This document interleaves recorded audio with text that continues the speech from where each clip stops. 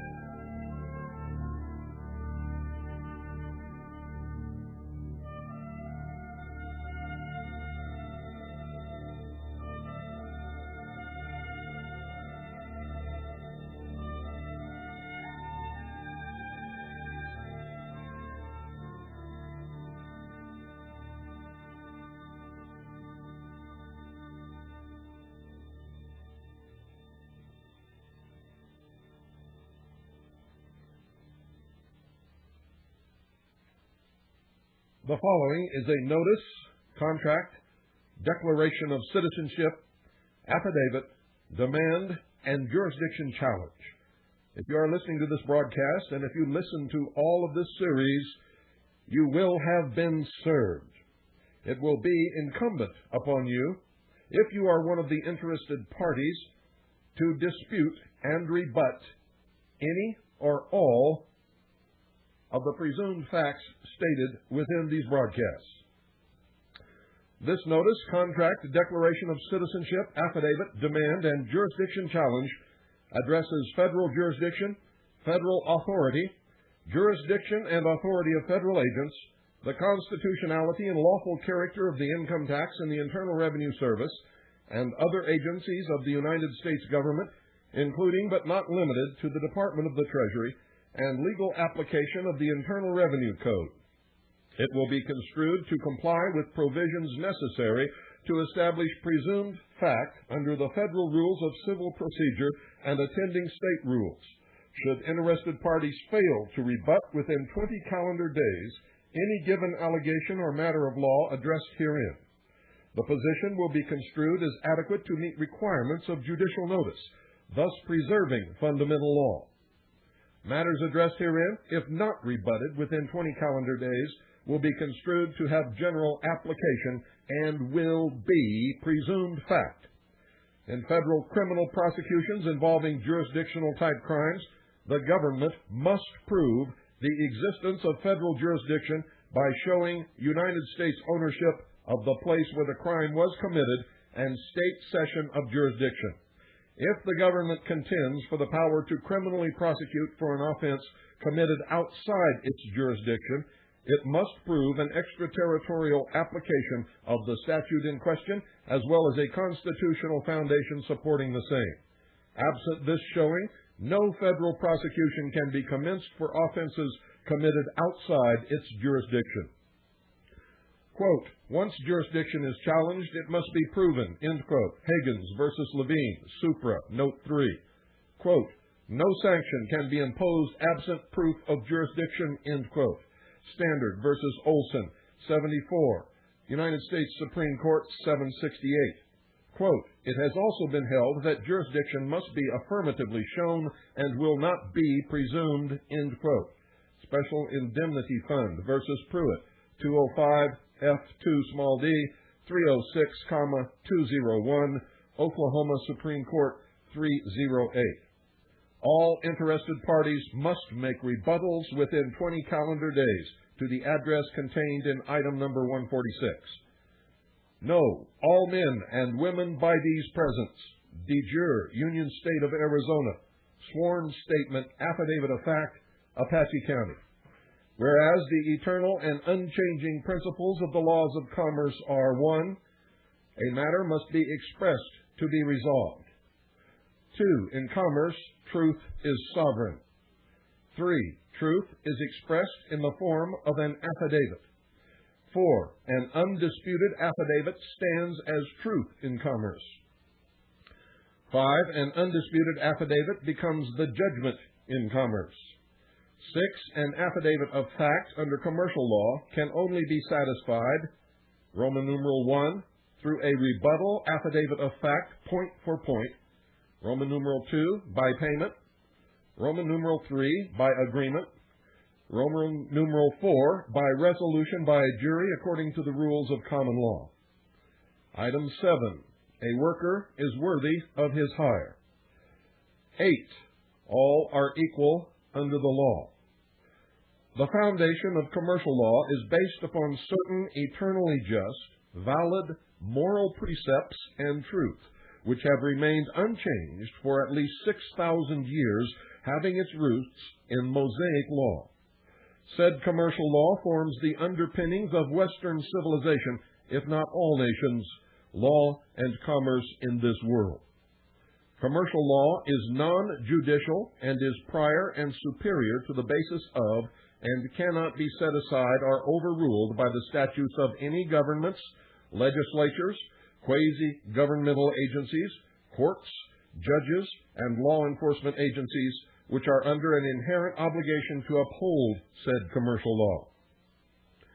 Know all men and women that William Cooper, hereinafter the affiant, certifies in this affidavit of fact that the following facts are true, correct, certain, and complete to the best of the affiant's knowledge, belief, and information.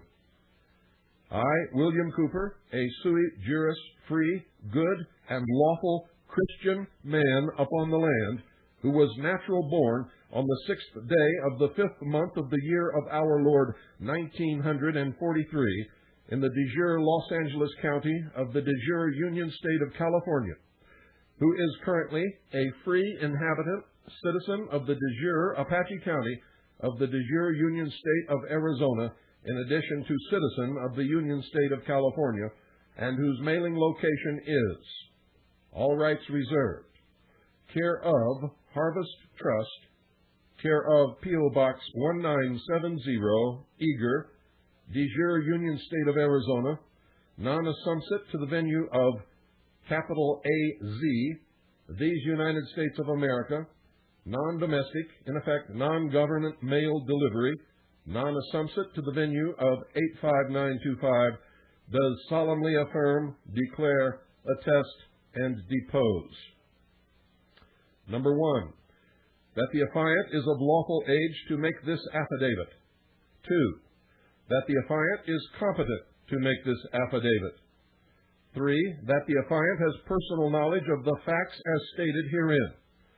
4, that the affiant is not under the lawful guardianship or disability of another.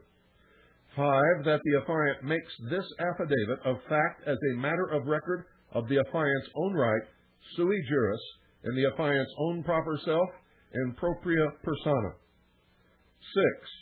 That the affiant was natural born a citizen of the de jure Union State of California in the de jure Los Angeles County on the 6th day of the 5th month of the year of our Lord 1943. That affiant's wife, Annie Mordhorst, was natural born a citizen of the de jure nation of Taiwan in the de jure city of Taipei on the 8th day of the 11th month of the year of our Lord 1953. 7. That as a natural born de jure preamble citizen of the de jure Union State of California, the affiant declares the affiant's sovereignty extended to the affiant by Almighty God. 8. That the de jure Union States of Arizona and California are of the freely associated compact states of the American Union. 9. That the affiant is a citizen under the 1776 unanimous declaration of the 13 United States of America, also known as the Declaration of Independence, the 1777 Articles of Confederation, the 1787 Constitution for the United States of America, the Bill of Rights ratified in 1791, and precedent decisions of the Constitution for the United States of America, Article 3, Justice Courts of Law. That affiant's wife, by virtue of the common law, as the lawful wife of affiant, is a citizen of the same. 10. That the affiant and affiant's lawful wife are possessed of unalienable God-given rights from affiant's creator. 11. That affiant's unalienable rights are memorialized in and secured by the 1787 Constitution for the United States of America and the 1791 Bill of Rights. 12. That the affiant has not ever, does not now, and will not ever knowingly, willingly, voluntarily, or intentionally waive any of the affiant's rights. That the government of the United States may not assume any power over the citizens of the de jure Union States which is not specifically delegated to the United States by the creators of the United States, that is, the citizens of the de jure Union States. That was item number 13. 14. That the affiant and affiant's lawful wife do not owe their citizenship to the so-called 14th Amendment to the Constitution for the United States. 15.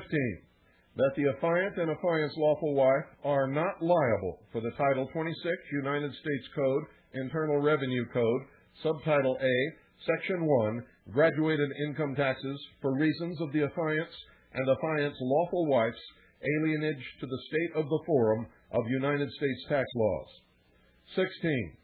That the affiant and affiant's lawful wife were not born in a territory over which the United States is sovereign. 17. That the affiant and affiant's lawful wife are not citizens subject to the jurisdiction of the United States as defined in 26 Code of Federal Regulations 1.1-1, small c, to wit. Small c. Who is a citizen? Every person born or naturalized in the United States and subject to its jurisdiction as is a citizen. 3, capital A, American jurisprudence. Let me say that again. 3, capital A, American jurisprudence 1420, aliens and citizens. A person is born subject to the jurisdiction of the United States for purposes of acquiring citizenship at birth if this birth occurs in a territory over which the United States is sovereign. 18. That the affiant and affiant's lawful wife are non-resident to and not a dweller within the jurisdiction of the state of the forum of Article 1, Section 8, Clause 17, and Article 4, Section 3, Clause 2 of the Constitution for the United States of America, in which the United States Congress exercises exclusive legislation in all cases whatsoever over said district not exceeding 10 miles square, beyond the seat of government of places legally ceded by the Union States for the erection of forts, magazines, arsenals, dockyards, and other needful buildings, or any other territories or properties belonging to the United States. Consequently, the affiant is not liable for the Title 26 United States Code, Subtitle A, Section 1, graduated income tax for reasons of the affiant's non-residence to such state of forum. 19.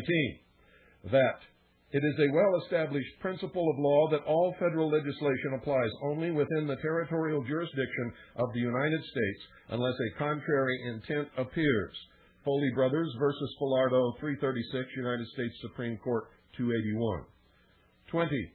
That the affiant and affiant's lawful wife are not a resident of, inhabitant of, franchise of, subject of, ward of, chattel of, or subject to the jurisdiction of the state of the forum of any United States, the corporate state, corporate county, or corporate city, municipal, body politics, created under the primary authority of Article 1, Section 8, Clause 17, and Article 4, Section 3, Clause 2 of the Constitution for the United States of America.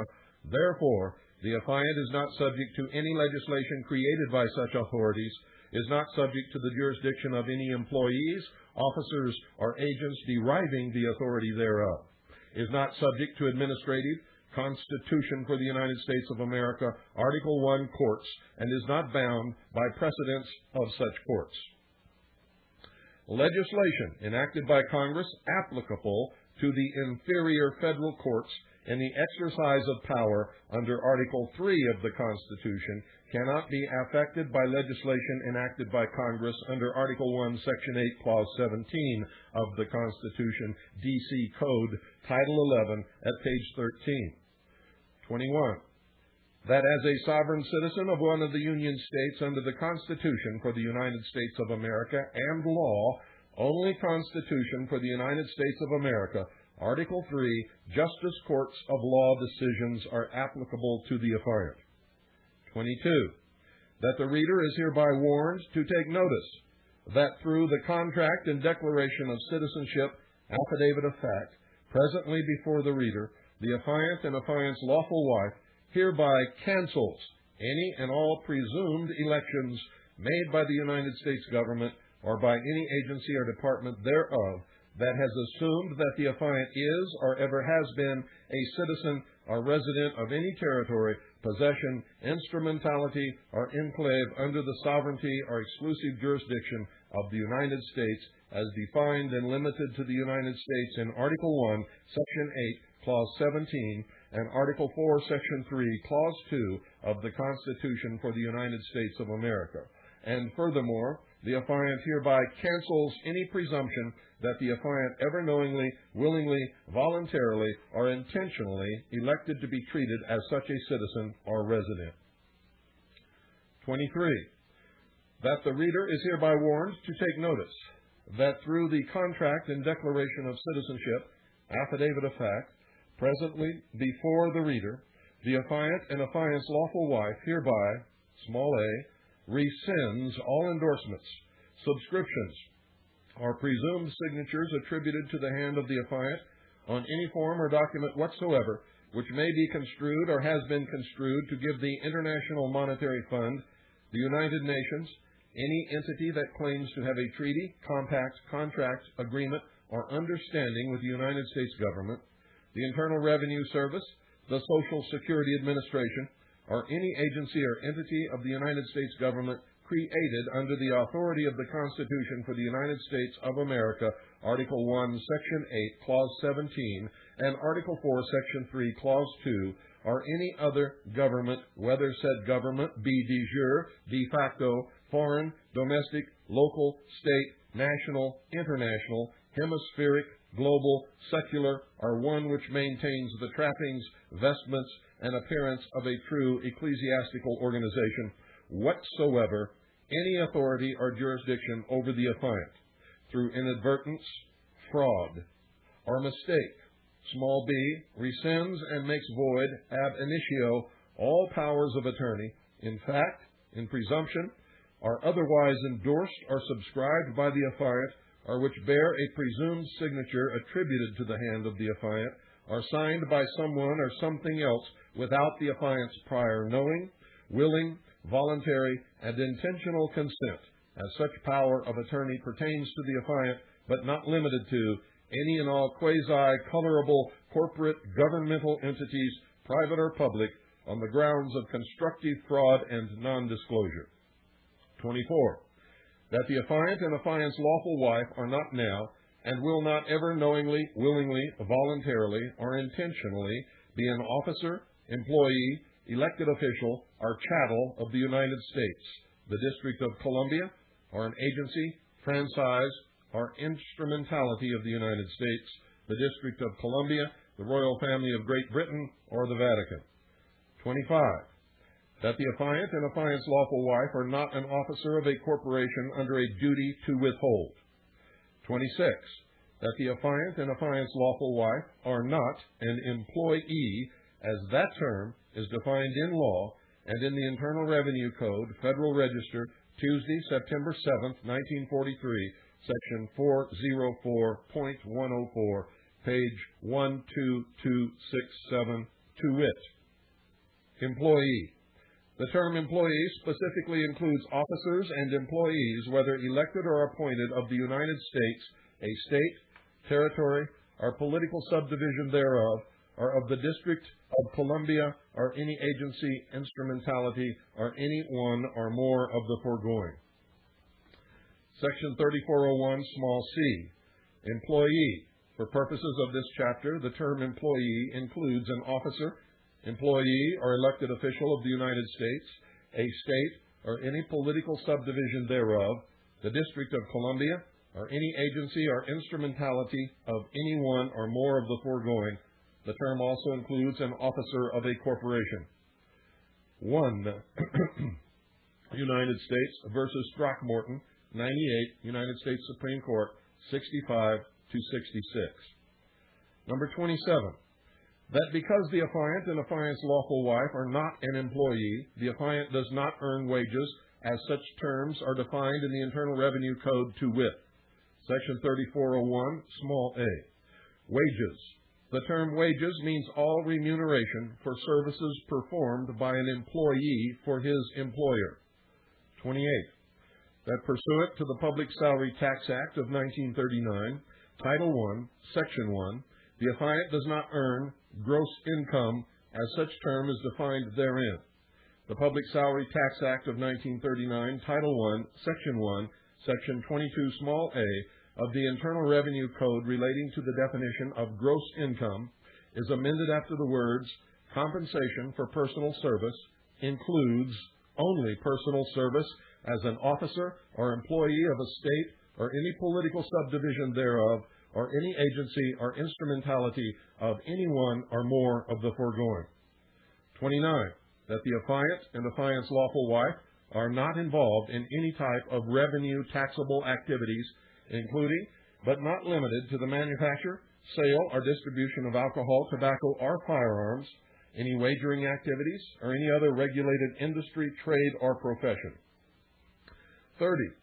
That the affiant and affiant's lawful wife does not reside in or obtain income from any source within the District of Columbia, Puerto Rico, the United States Virgin Islands, Guam, or any other territory, insular possession, enclave, franchise, or instrumentality of the United States, the District of Columbia, the British Commonwealth, or the Vatican. 31. That the affiant and affiant's lawful wife are not a United States person, United States resident, United States individual, United States corporation, citizen subject to its jurisdiction, or subject of the Royal Family of Great Britain, as such words of art are defined in the Internal Revenue Code and other applicable United States codes or treaties. Number 32. That the so-called 16th Amendment to the Constitution for the United States did not repeal the constitutional apportionment restrictions imposed upon direct taxes by the Constitution for the United States of America, Article 1, Section 2, Clause 3, and Article 1, Section 9, Clause 4. Thus, taxes on personal property are direct taxes, not taxable by the federal government unless apportioned according to the census of the Union States. 33. That the so-called 16th Amendment to the Constitution for the United States was not properly, lawfully, and constitutionally ratified by the states of the Union.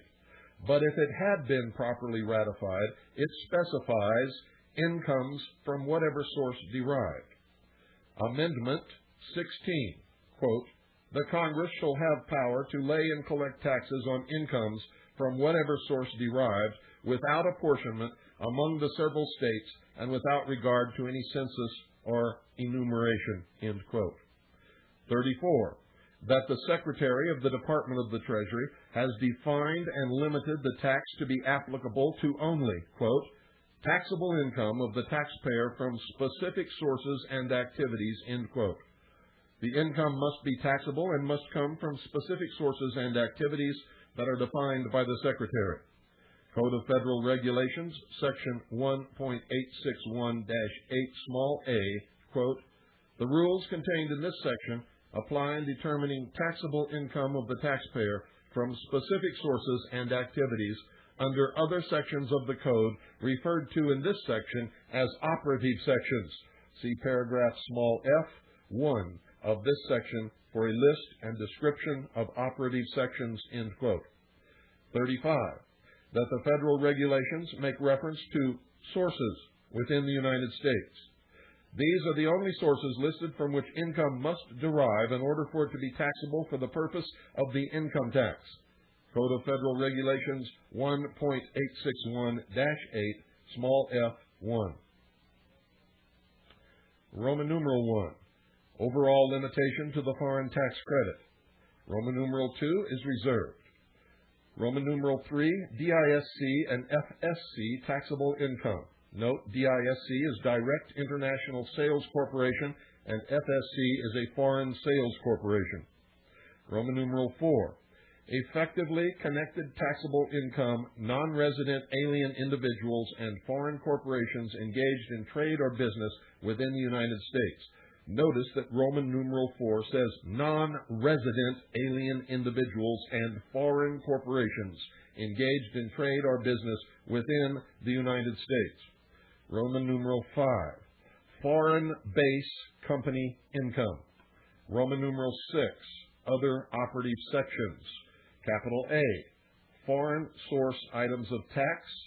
Capital B, foreign mineral income. Capital C is reserved. Capital D, foreign oil and gas extraction income.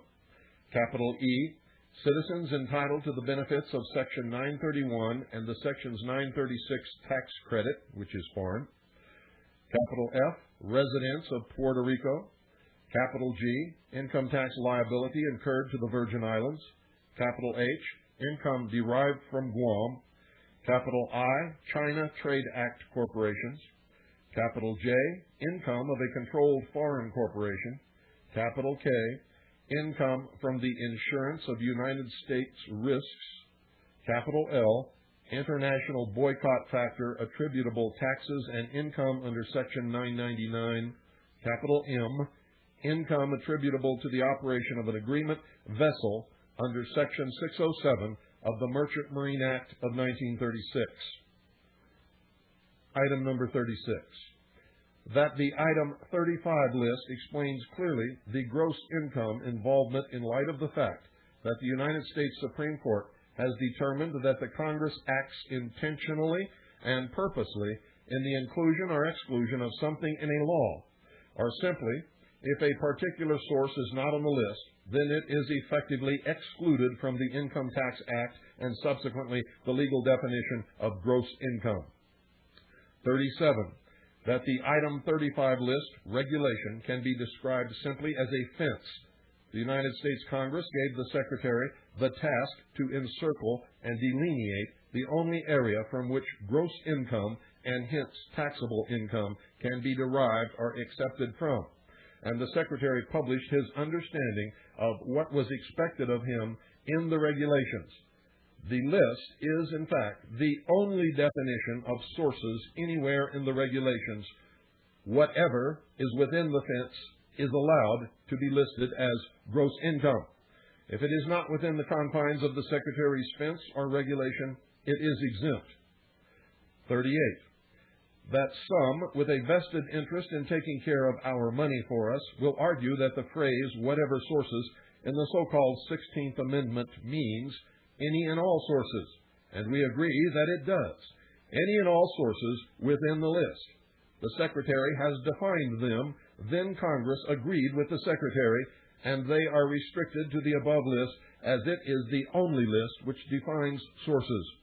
An entry for citizens with domestic income or resident aliens does not exist on this list. 39. That the power of the Congress and the authority it gives to the executive branch is limited to the contents of the law. 40. What is not stated in the law is always important. It is a fundamental legal principle and a basic maxim of statutory interpretation. Quote, expressio unius est exclusio alterius, end quote, which means, in Latin, the expression of one thing is the exclusion of another.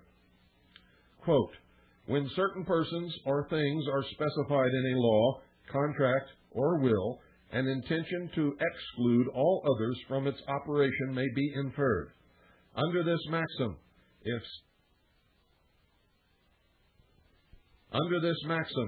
if statute specifies one exception to a general rule or assumes to specify the effects of a certain provision, other exceptions or effects are excluded. Black's Law Dictionary, 6th edition. Small 1.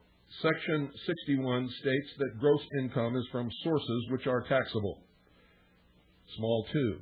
26 United States Code, Section 861, small a, states that the following items of gross income shall be treated as income from sources within the United States and does not define the specific sources of income from within the United States that are taxable. Therefore, none are taxable. Small 3. 26 Code of Federal Regulations, Section 1.861 and following are the regulations promulgated by the Secretary of Treasury to implement 26 United States Code, Section 861, and prove that the items of gross income discussed in 26 United States Code, Section 861, are applicable only to foreigners and United States citizens living abroad. 41. That all of the regulations applicable to 26 United States Code, Section 864, definitions, are directed only to non-resident aliens and foreign corporations.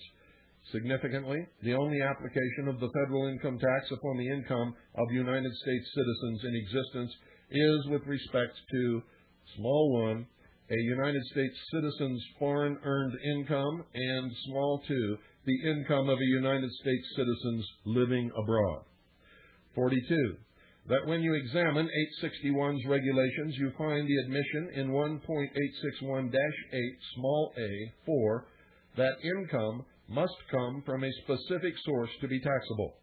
If you examine the sources in 1.861-8, small f, 1, you will find that the domestic sources are plainly applicable to non-resident aliens and foreign corporations. The others listed are foreign sources that United States citizens would definitely be taxed upon. 43. That there is no direct mention of United States sources where United States citizens can earn gross income. 44. That of the 5 sources listed in small f1, 4 of them are repeated as non-exempt income pursuant to 26 Code of Federal Regulations, Section 1.861-8, capital T, small d, 2, Roman numeral 3, and pursuant to 1.861-8, capital T, small d, 2, Roman numeral 2, capital A. All income that is exempt, excluded, not listed, or eliminated from the law is exempt income. Where are the other United States sources listed that are applicable to United States citizens living and working within the United States? A complete search of the United States Code and the Code of Federal Regulations discloses that there are none. None. Zero. Zip. Zilch. Does not exist and therefore cannot be taxed. 45. That since the law is plainly structured to be taxing foreigners and foreign earned income, we must have some specific citation of law, specifically taxing United States citizens on their domestic source income as the Secretary has made the list of U.S. sources that are taxable in 26 United States Code, Section 861, applicable only to foreigners. 46. That the only form required to be filed by United States citizens pursuant to Section 1.1-1 of the Code of Federal Regulations is the 2555 Foreign Earned Income Form. With regard to the filing of returns, the only filing requirement for an individual under subtitle Capital A, Income Tax, is found in Code Section 6012 small a. Under Section 6012 small a and its underlying regulations, taxable income is limited to certain income that has been earned while living and working in certain foreign countries or territories.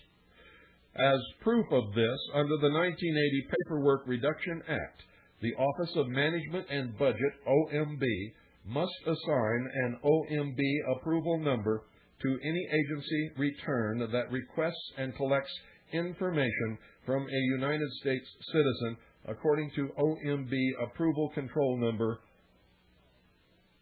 1545-0067, assigned to Treasury Regulations 1.1-1, Tax Imposed, and 1.6012-0, Persons required to make returns of income, under 26 Code of Federal Regulations, Part 600 to end. The required return for a United States citizen to report income is not 1040, is not Form 1040, is not Form 1040, has never been Form 1040, but is Form 2555, Foreign Earned Income. The 1040 return for the U.S. individual is merely a supplemental worksheet for the required Form 2555. The top of Form 2555 instructs, quote, attached to front of Form 1040, end quote, and, quote, for use by U.S. citizens, end quote.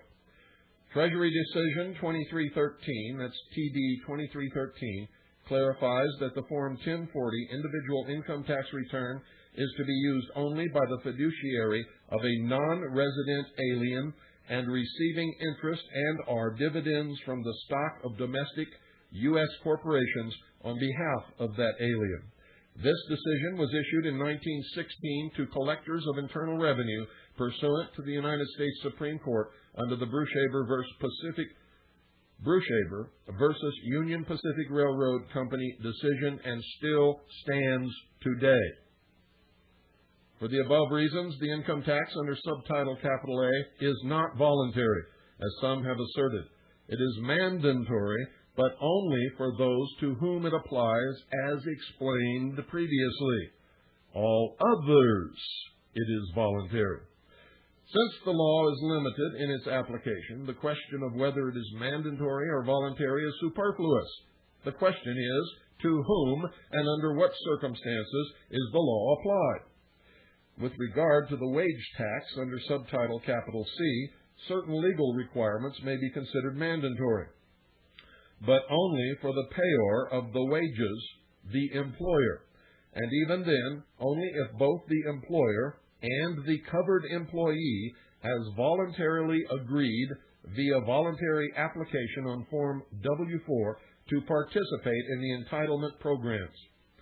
Since there is no legal requirement to have a Social Security number in order to live and work in the United States, or simply for the sake of having one, no legal requirement to enter a Social Security number on W-4 form, sign, or submit it, and no legal requirement for an employer to obtain an Employer Identification Number, EIN, in order to hire workers, neither party, employee, or employer can be compelled to participate in the entitlement programs. Hence, compliance under subtitle capital C is correctly said to be voluntary.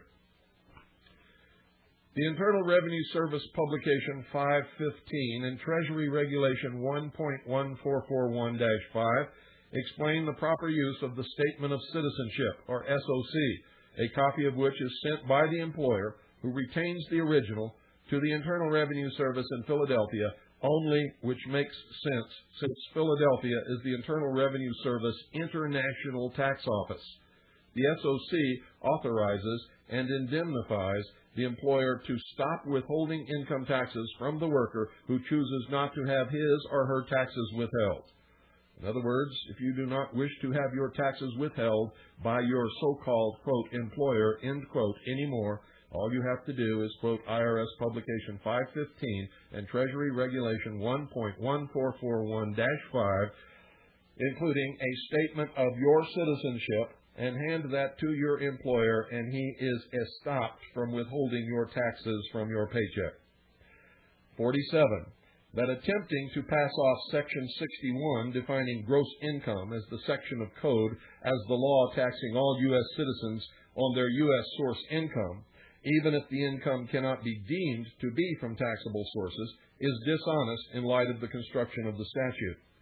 Since 26 Code of Federal Regulations, subsection 1.861-8, small f1 and -8, capital T, small d, 2, Roman numeral 3, state plainly the taxable sources which a U.S. citizen must have to make income, gross income, and thus taxable income, the latter being taxed in Section 1, it is no wonder that the proper form to be filed pursuant to Section 1 of 26 United States Code and 26 Code of Federal Regulations by a U.S. citizen is the 2555 Foreign Earned Income Form.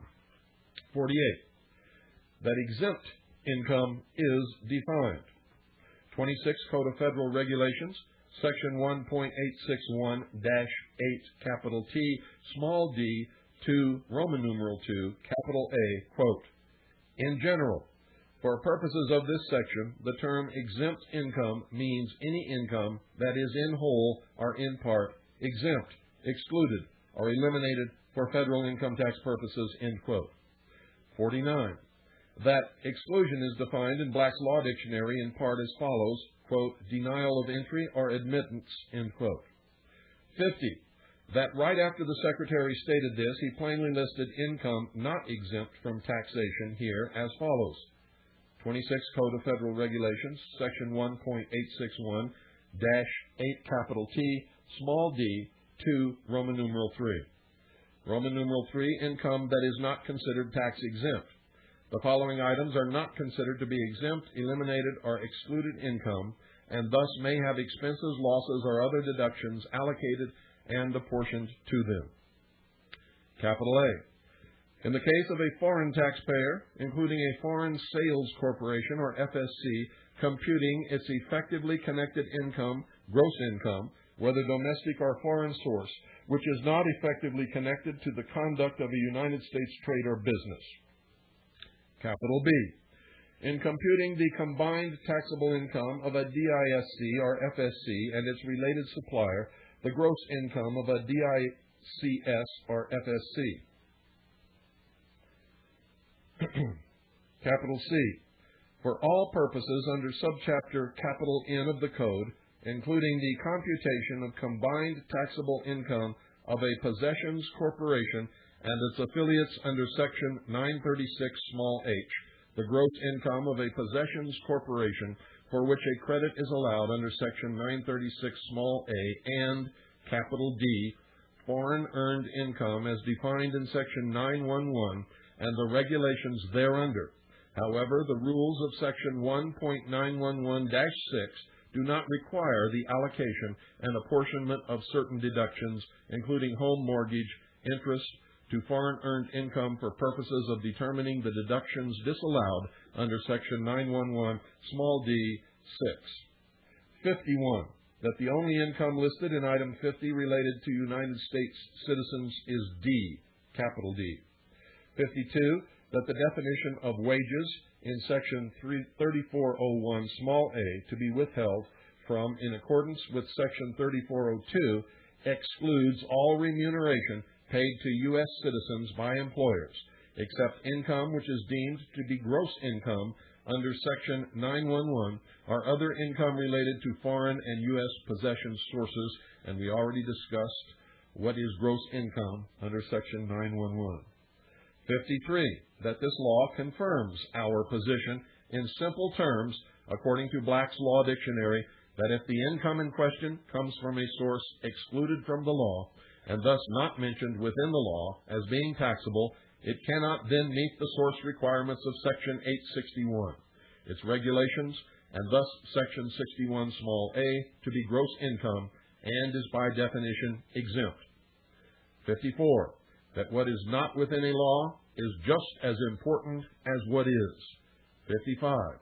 That the entire topic of the income tax and the statutes regarding it are built on the foundation of gross income, as defined in Section 61 of the Internal Revenue Code, and that the laws mean exactly what they say. 56. That compensation for labor and exercise of the right to labor are personal property, and such personal property correctly comes under the authority of the Constitution for the United States of America, Article 1, Section 2, Clause 3, and Article 1, Section 9, Clause 4, and are, therefore, not taxable by the federal government as a graduated tax. Be advised, compensation earned and exercising the right to labor is excluded from gross income and is exempt from taxation under Title 26 of the United States Code, under the authority of Title 26, Code of Federal Regulations, 1939, Section 9.22, small b-1, as follows. 26 Code of Federal Regulations, 1939, Section 9.22, small b-1. Exclusions from gross income. The following shall not be included in gross income and shall be exempt from taxation under this title. Small b-1. Exceptions. Exclusions from gross income. Certain items of income are exempt from tax and may be excluded from gross income. Those items of income which are under the Constitution not taxable by the federal government. 57. That the so-called 16th Amendment to the Constitution for the United States of America was not ever properly ratified by the states of the Union according to the conditions required by the Constitution for the United States of America for ratification and adoption of amendments to the Constitution for the United States of America. That even if the so-called 16th Amendment to the Constitution for the United States of America had been properly ratified, the so-called 16th Amendment to the Constitution for the United States would be limited in application only to indirect taxes. 58. That the income tax is an excise tax. United States Supreme Court in Bruchaber v. Union Pacific Railroad so ruled. 59. That compensation for the affiant's labor is the affiant's personal property and therefore is not taxable by the federal government except by rule of apportionment. 60. That an excise tax cannot be imposed upon a natural-born man or woman upon the land, citizen measured by his or her compensation for labor, because such a tax would be a direct capitation tax subject to the rule of apportionment privilege. 61. That the requirement to pay an excise tax involves the exercise of a privilege. 62. That the affiant and affiant's lawful wife are not exercising any taxable privileges. 63. That the affiant provides for the affiant's and his family's existence by laboring in a non-taxable craft of common right, to wit. The citizen, unlike the corporation, cannot be taxed for the mere privilege of existing. The corporation is an artificial entity which owes its existence and charter powers to the state, but the citizen's right to live and own property are natural rights for the enjoyment of which an excise cannot be imposed. We believe that the conclusion is well justified that a tax laid directly upon income or property, real or personal, may well be regarded as a tax upon the property which produces the income. Redfield v. Fisher, 292, Oregon Supreme Court, 813 and 817, 819, 1939. 64. That the affiant's compensation for labor constitutes the fruits of the affiant's labor, and as such is the affiant's substance and personal property, of which the federal government may not deprive the affiant of any portion by apportioning said property against the affiant's will.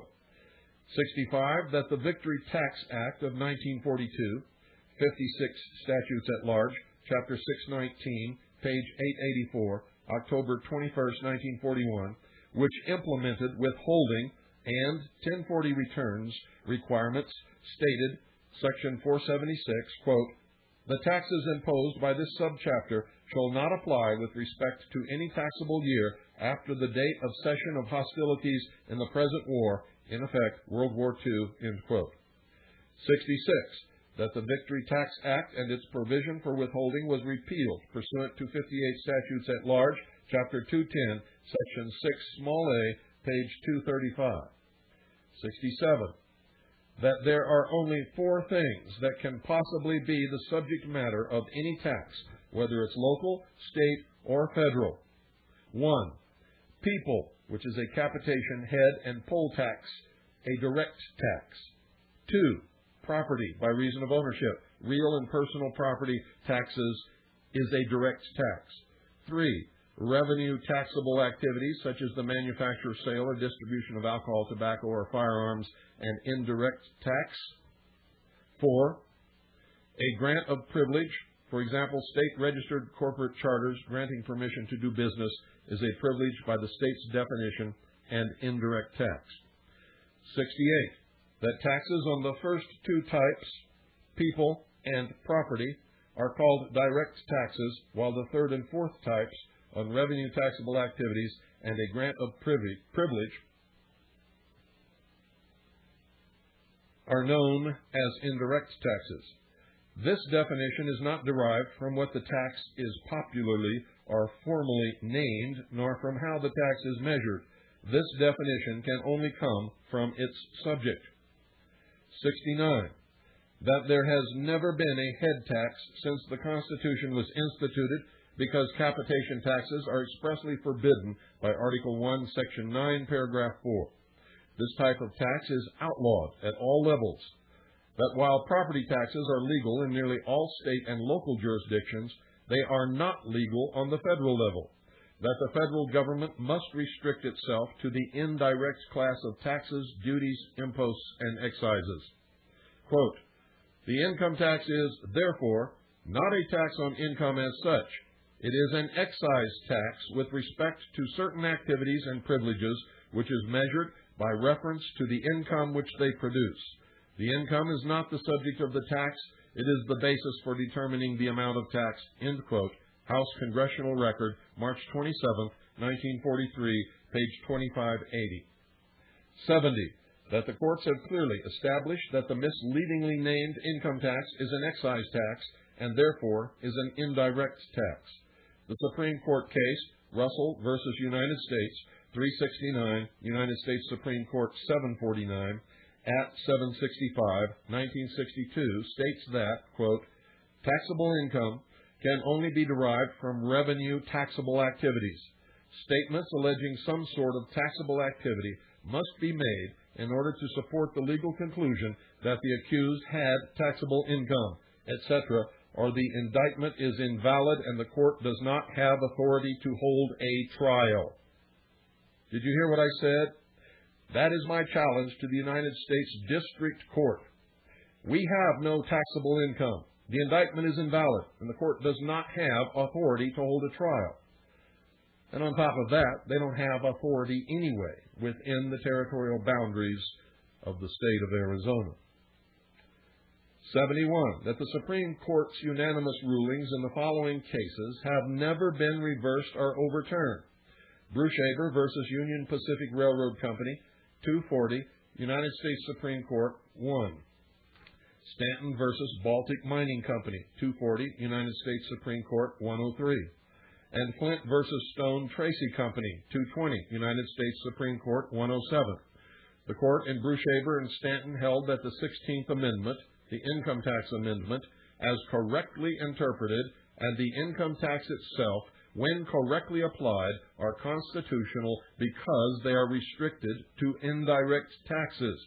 Notice they're only constitutional as correctly interpreted and when correctly applied. When they are restricted to indirect taxes. 72. That in Flint, the court held that indirect taxes are never upon any kind of property, money, or otherwise, but only upon particular activities in which the resulting income is used to measure the tax on the taxable activity. Income taxes are only named such because the income connected with the activity is used as the standard or yardstick by which the tax upon the activity is measured. Under the Internal Revenue Code, an activity must be taxable for revenue purposes as opposed to strictly regulatory purposes. Quote, excise taxes are taxes laid upon the manufacture, sale, or consumption of commodities within the country, upon licenses to pursue certain occupations, and upon corporate privileges, end quote. Cooley, Constitutional Limitations, 7th edition, page 680, as cited in Flint, Supra 151. 73, that facts regarding the exercise of a revenue taxable privilege or activity must exist in order to support the legal position that a person had taxable income or was obligated to pay or was required by law to file tax returns or is even considered a taxpayer. And we're out of time today. We will resume tomorrow with item number 74. Good night, ladies and gentlemen, and God bless each and every single one of you. And please wake up and become a real people. Get the wool out of your eyes. Stop being stupid sheeple, or you will soon be bound by the greatest, heaviest chains that you can even imagine as this despotic government continues to reach out beyond the limitations given it by the Constitution and eventually scrap the Constitution and throw you into a despotic, totalitarian, socialist, one-world government. That is the goal.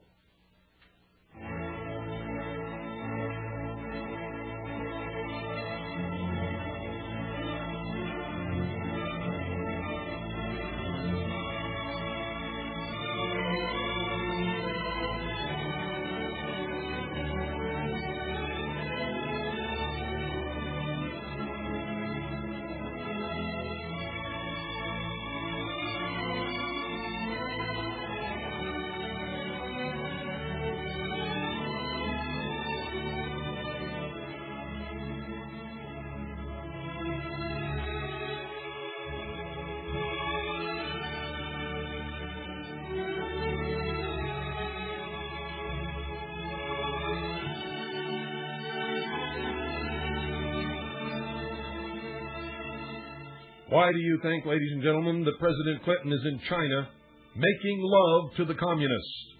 It's not about world peace. It's about world enslavement.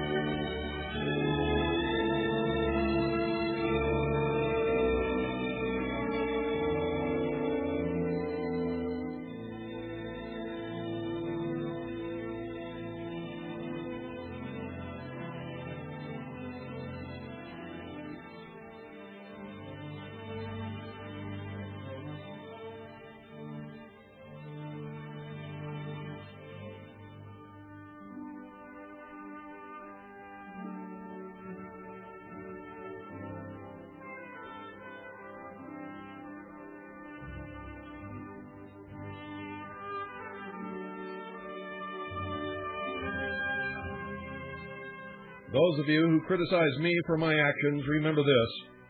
I could have given in a long time ago, and I could have done what I knew was wrong. I could have chose an evil path. And if I had, I would have helped to destroy the Constitution for the United States of America and freedom for all people in this land. I take my stand because I am an American. And when I was an American fighting man, I took an oath to protect and defend the Constitution for the United States of America against all enemies, foreign and domestic. That means that I am taking the course that I must take, because it is the lawful course. It is the right course. It is the only course that will give my children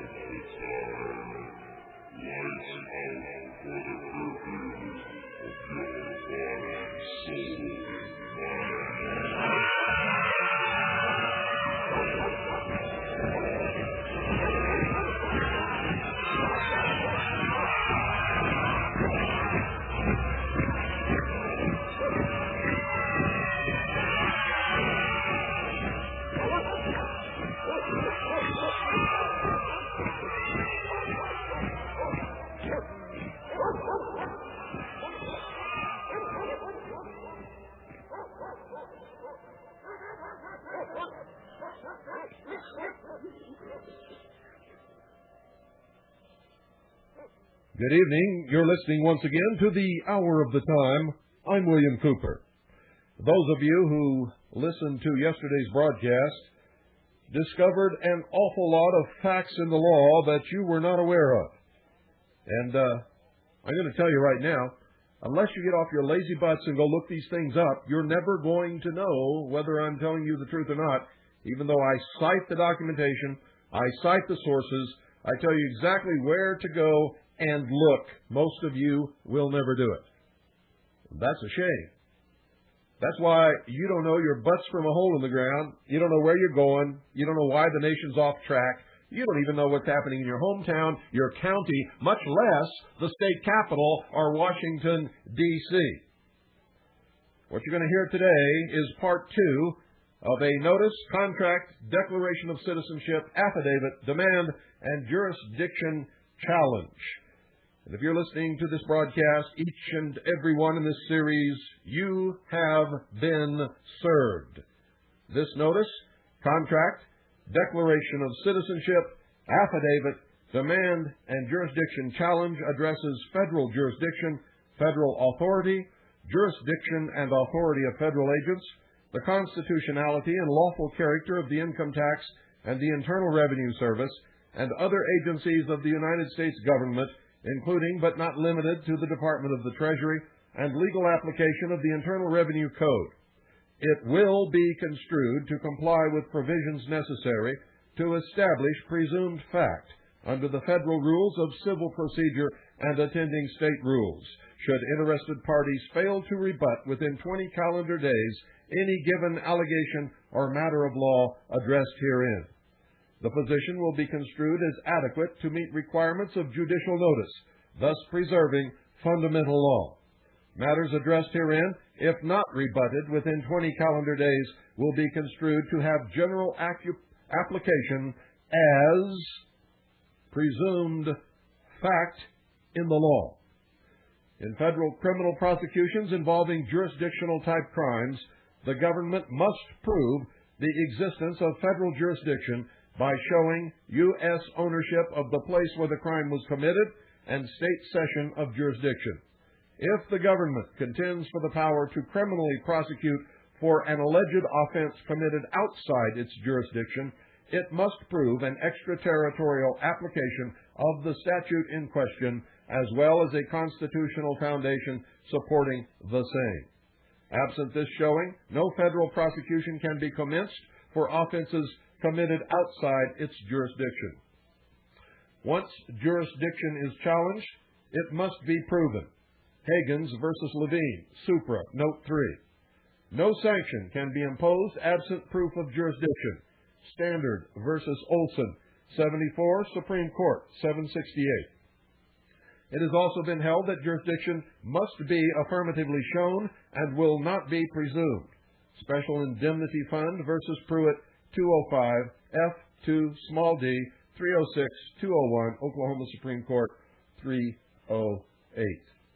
Yesterday we left off at item number 74. I'm going to back up just a little bit so that there's a little overlap, so that someone just tuning in will not be left with no idea what's going on or being said here. Don't go away. Make sure you have pen and paper by your side. I will return after this very brief pause.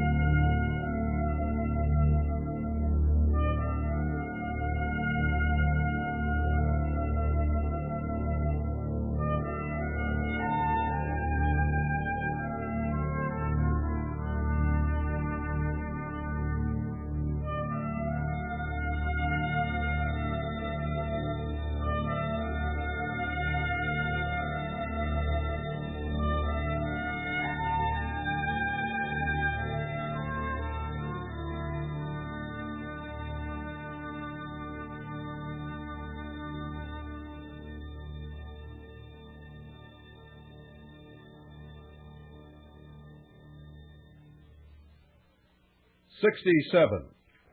That there are only four things that can possibly be the subject matter of any tax, whether it's local, state, or federal. 1. People, which is a capitation or head and poll tax. It's a direct tax. 2. Property by reason of ownership. That's real and personal property taxes, which is also a direct tax. 3. Revenue taxable activities, such as the manufacture, sale, or distribution of alcohol, tobacco, or firearms. An indirect tax. 4. A grant of privilege. A grant of privilege, for example, state-registered corporate charters. Granting permission to do business is a privilege by the state's definition and is also an indirect tax. 68. That taxes on the first two types, direct taxes, are called direct taxes, while the third and fourth types, the indirect taxes, are known as indirect taxes. This definition is not derived from what the tax is popularly or formally named, nor from how the tax is measured. This definition can only come from its subject. 69. That there has never been a head tax since the Constitution was instituted, because capitation taxes are expressly forbidden by Article 1, Section 9, Paragraph 4. This type of tax is outlawed at all levels. That while property taxes are legal in nearly all state and local jurisdictions, they are not legal on the federal level. That the federal government must restrict itself to the indirect class of taxes, duties, imposts, and excises. The income tax is therefore not a tax on income as such. It is an excise tax with respect to certain activities and privileges, which is measured by reference to the income which they produce. The income is not the subject of the tax. It is the basis for determining the amount of tax. That's from the House Congressional Record, March 27, 1943, page 2580. 70. That the courts have clearly established that the misleadingly named income tax is an excise tax, and therefore is an indirect tax.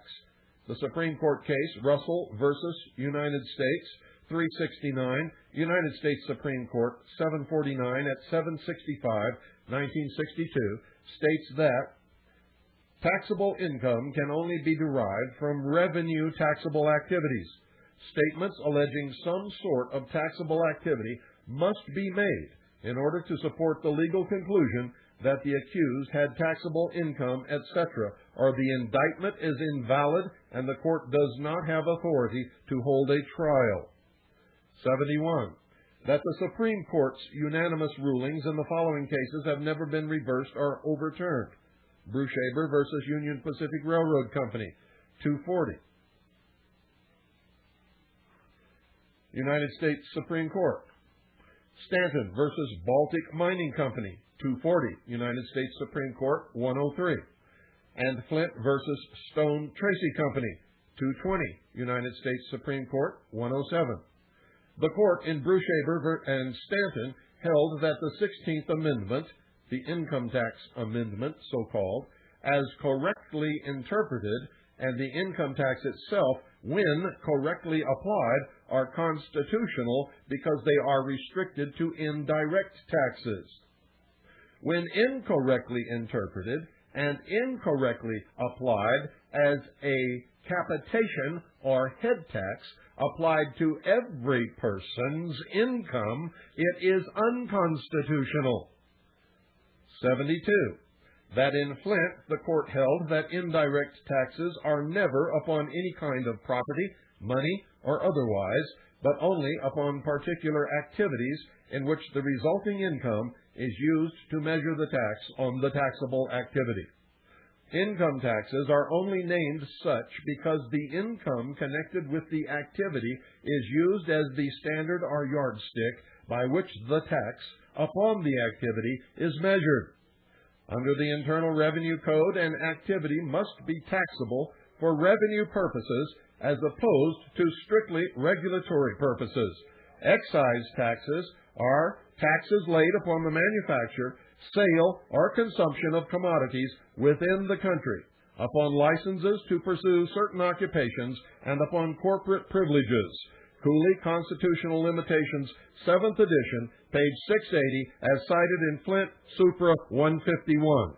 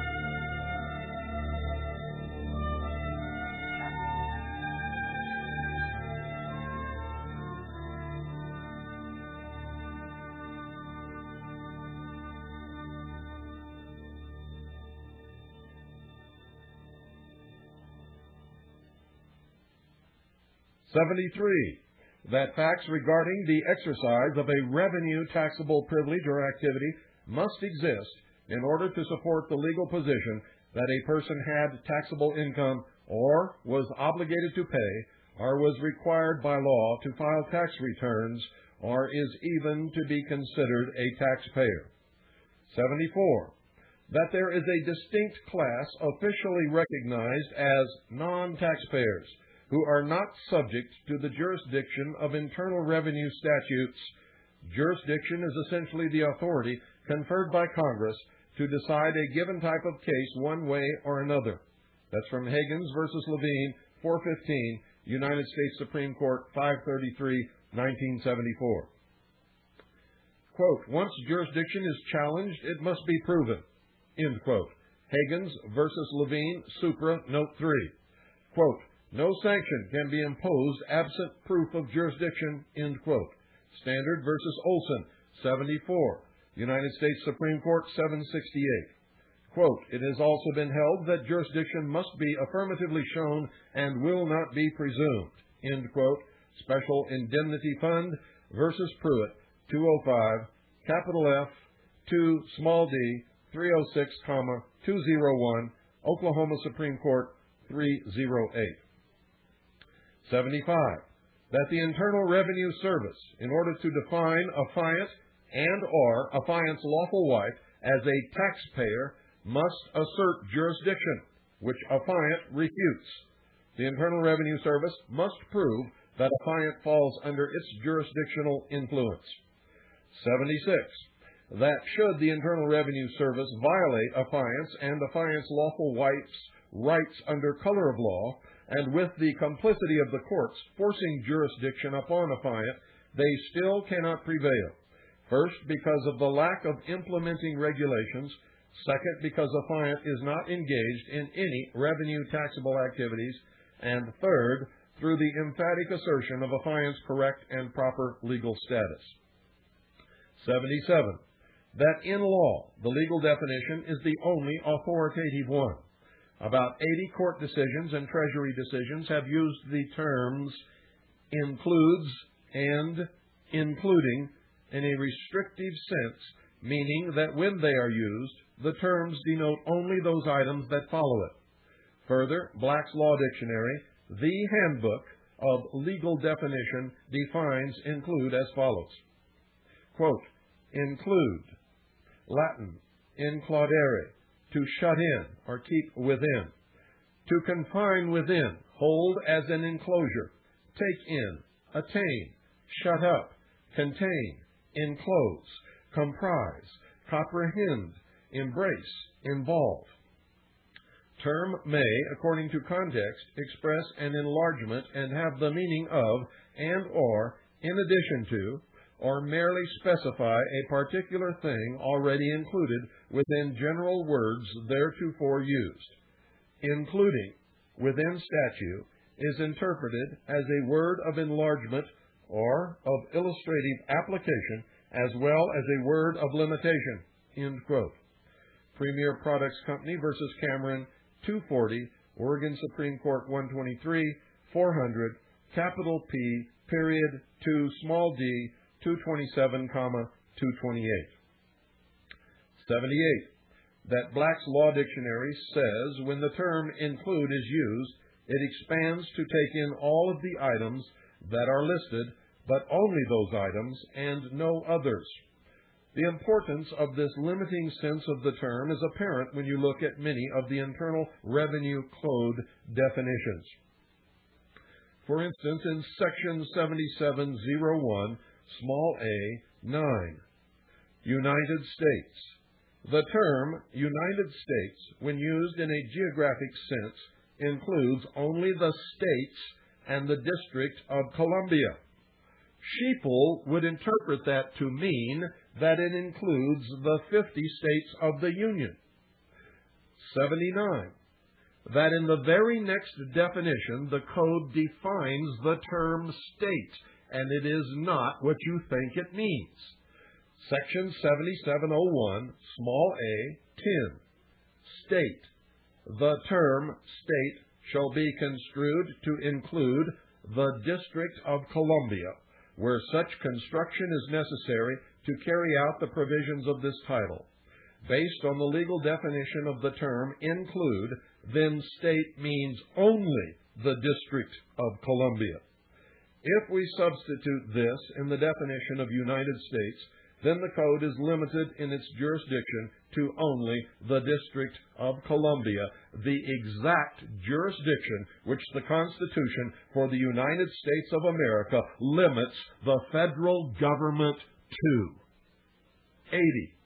That to show that the Internal Revenue Service knows precisely what it's saying and is very specific in its application of these definitions, the Code follows form when it defines state, United States, and citizen in Chapter 21, Federal Insurance Contributions Act, or FICA, F-I-C-A.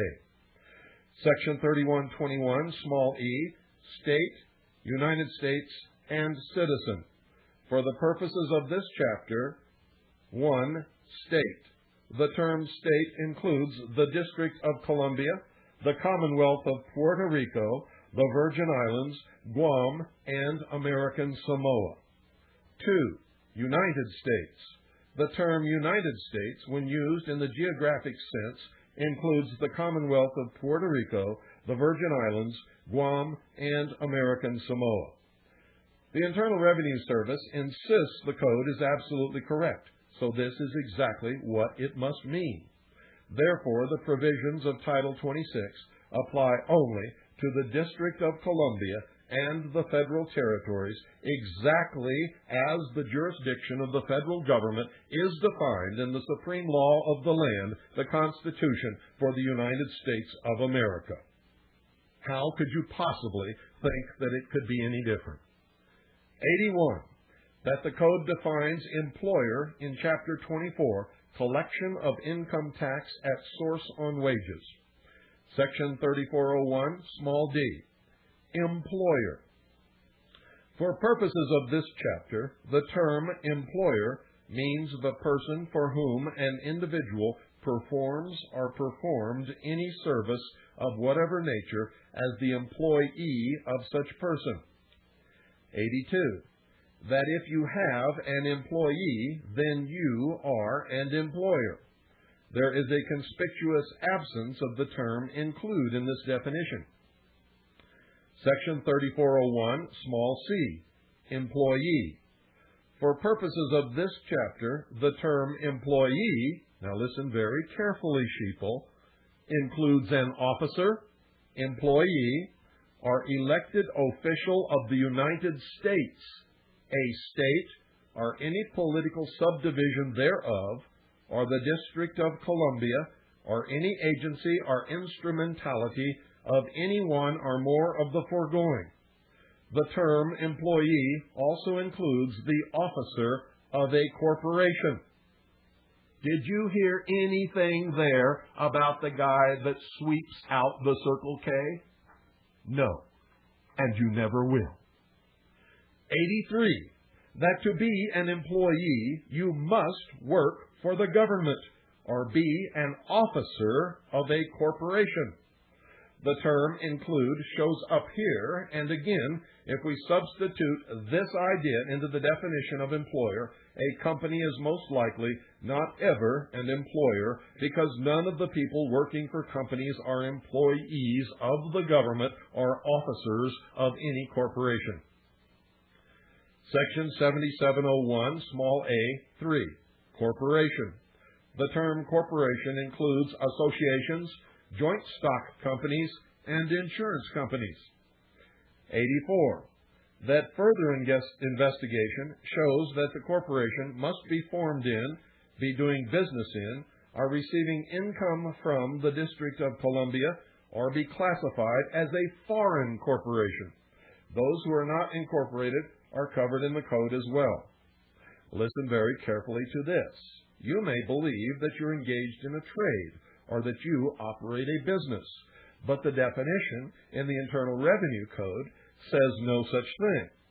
Section 7701, small a, trade or business. The term trade or business includes the performance of the functions of a public office. 85. That the courts have drawn a distinct line between income and wages. Income, within the meaning of the 16th Amendment and the Revenue Act, means gain, and in such connection, gain means profit, proceeding from property, severed from capital, however invested or employed and coming in, received or drawn by the taxpayer for his separate use, benefit, and disposal. 86. That income is neither a wage nor compensation for any type of labor. Stapler versus United States, 21, capital F, Sup.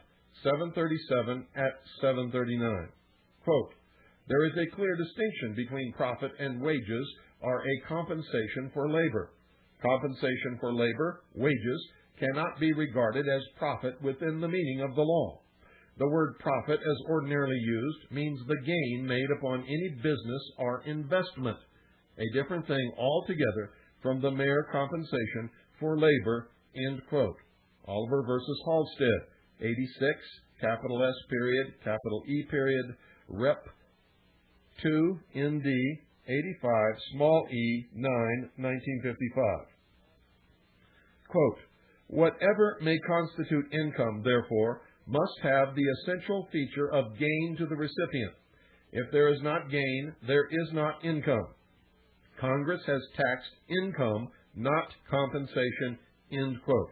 Connor versus United States, 303, capital F, Sup. 1187, 1969.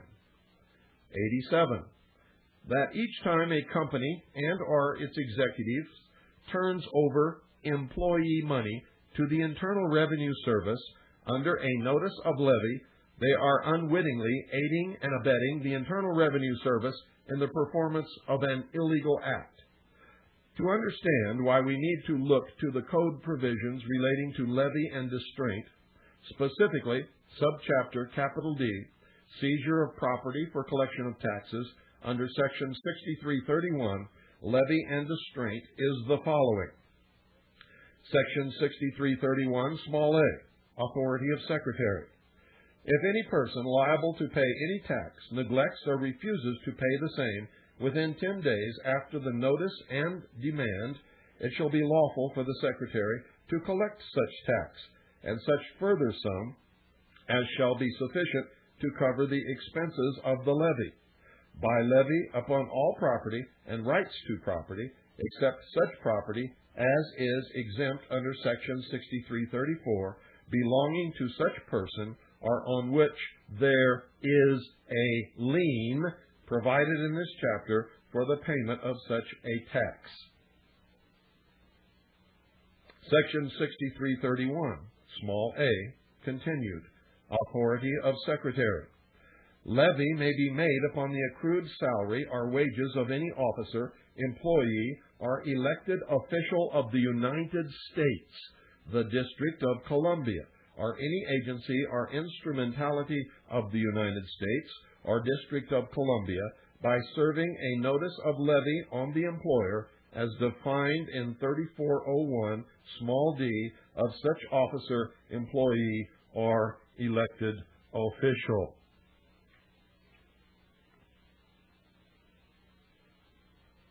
88. That when we take the time to look closely at this power, we see from the first part of it that the Secretary's power is delimited and confined to those who are liable to pay any tax and upon whose property exists a lien. A lien can only be ordered by a court after due process has been completed, giving the accused the opportunity to meet the accuser in court. And that, with the Internal Revenue Service, has never, ever happened. They serve notices of lien. There is never a lien. There has never been due process. There is never a ruling of any court or judge of any kind. It is unlawful. It is a scam. And when your local sheriff or law enforcement officials participate in levying the so-called notice of lien against the property of the accused, they are all participating in an illegal, unlawful scam against the citizens of this nation. As further evidence of the limited power of the Secretary to issue notices of levy, the second part of Section 6331, small a, is clearly aimed at government employees and is actually the only part of the section that even mentions the filing of a notice. Since the Internal Revenue Service adamantly asserts that the code is completely correct in its script, affiant can only conclude that the power to issue a notice of levy applies only to government employees and therefore as a foreign corporation. By code definition, no one else is charged with any responsibility for the perfection of such overextended, misapplied powers and bogus jurisdictional claims. Quote, as in our intercourse with our fellow men, certain principles of morality are assumed to exist, without which society would be impossible. So certain inherent rights lie at the foundation of all action, and upon a recognition of them alone can free institutions be maintained. These inherent rights have never been more happily expressed than in the Declaration of Independence, that evangel of liberty to the people. We hold these truths to be self-evident. That is, so plain that their truth is recognized upon their mere statement, that all men are endowed, not by edicts of emperors or decrees of Parliament or acts of Congress, but by their Creator with certain unalienable rights. That is, rights which cannot be bartered away, or given away, or taken away, except in punishment of crime, and that among these are life, liberty, and the pursuit of happiness. And to secure these, not grant them, but to secure them, governments are instituted among men, deriving their just powers from the consent of the governed. Among these unalienable rights, as proclaimed in that great document, is the right of men to pursue their happiness, by which is meant the right to pursue any lawful business or vocation in any manner not inconsistent with the equal rights of others, which may increase their prosperity or develop their faculties so as to give them their highest enjoyment. The common business and callings of life, the ordinary trades and pursuits which are innoxious in themselves and have been followed in all communities from time immemorial, must therefore be free in this country to all alike upon the same conditions. The right to pursue them without let or hindrance, except that which is applied to all persons of the same age, sex, and condition, is a distinguishing privilege of citizens of the United States and an essential element of that freedom which they claim. The right to pursue them without let or hindrance, except that which is applied to all persons of the same age, sex, and condition, is a distinguishing privilege of citizens of the United States and an essential element of that freedom which they claim as their birthright. The property which every man has is his own labor. It is, as it is, the original foundation of all other property. So it is the most sacred and inviolable. The patrimony of the poor man lies in the strength and dexterity of his own hands, and to hinder his employing this strength and dexterity in what manner he thinks proper, without injury to his neighbor, is a plain violation of the most sacred property. End quote. Butchers Union Company versus Crescent City Company, 111, United States Supreme Court, 746. That ruling was made in 1883. 89. That in two other cases the Supreme Court said, quote, included in the right of personal liberty and the right of private property, partaking of the nature of each, is the right to make contracts for the acquisition of property. Chief among such contracts is that of personal employment, by which labor and others' services are exchanged for money or other forms of property.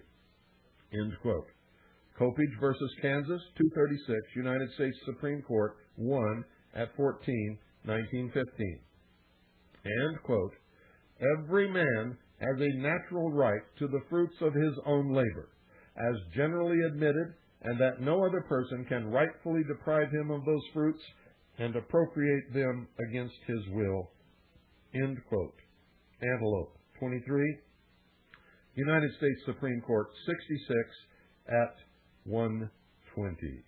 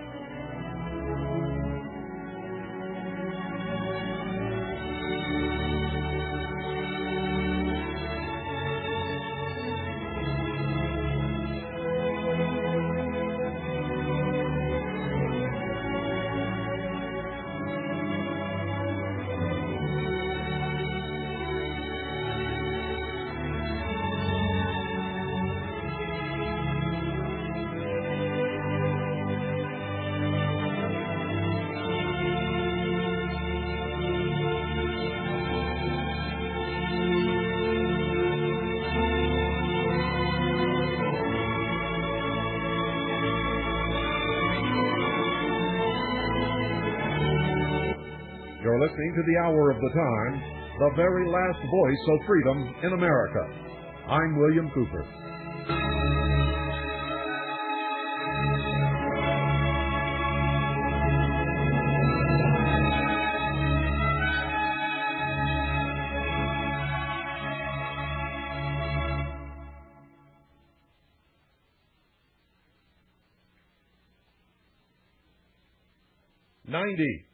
That in 1913, 4 years after Congress first introduced the Income Tax Amendment, Philander Knox, a Pittsburgh attorney and then Secretary of State, declared the 16th Amendment duly ratified despite the protests and subsequent research which reveals proof to the contrary.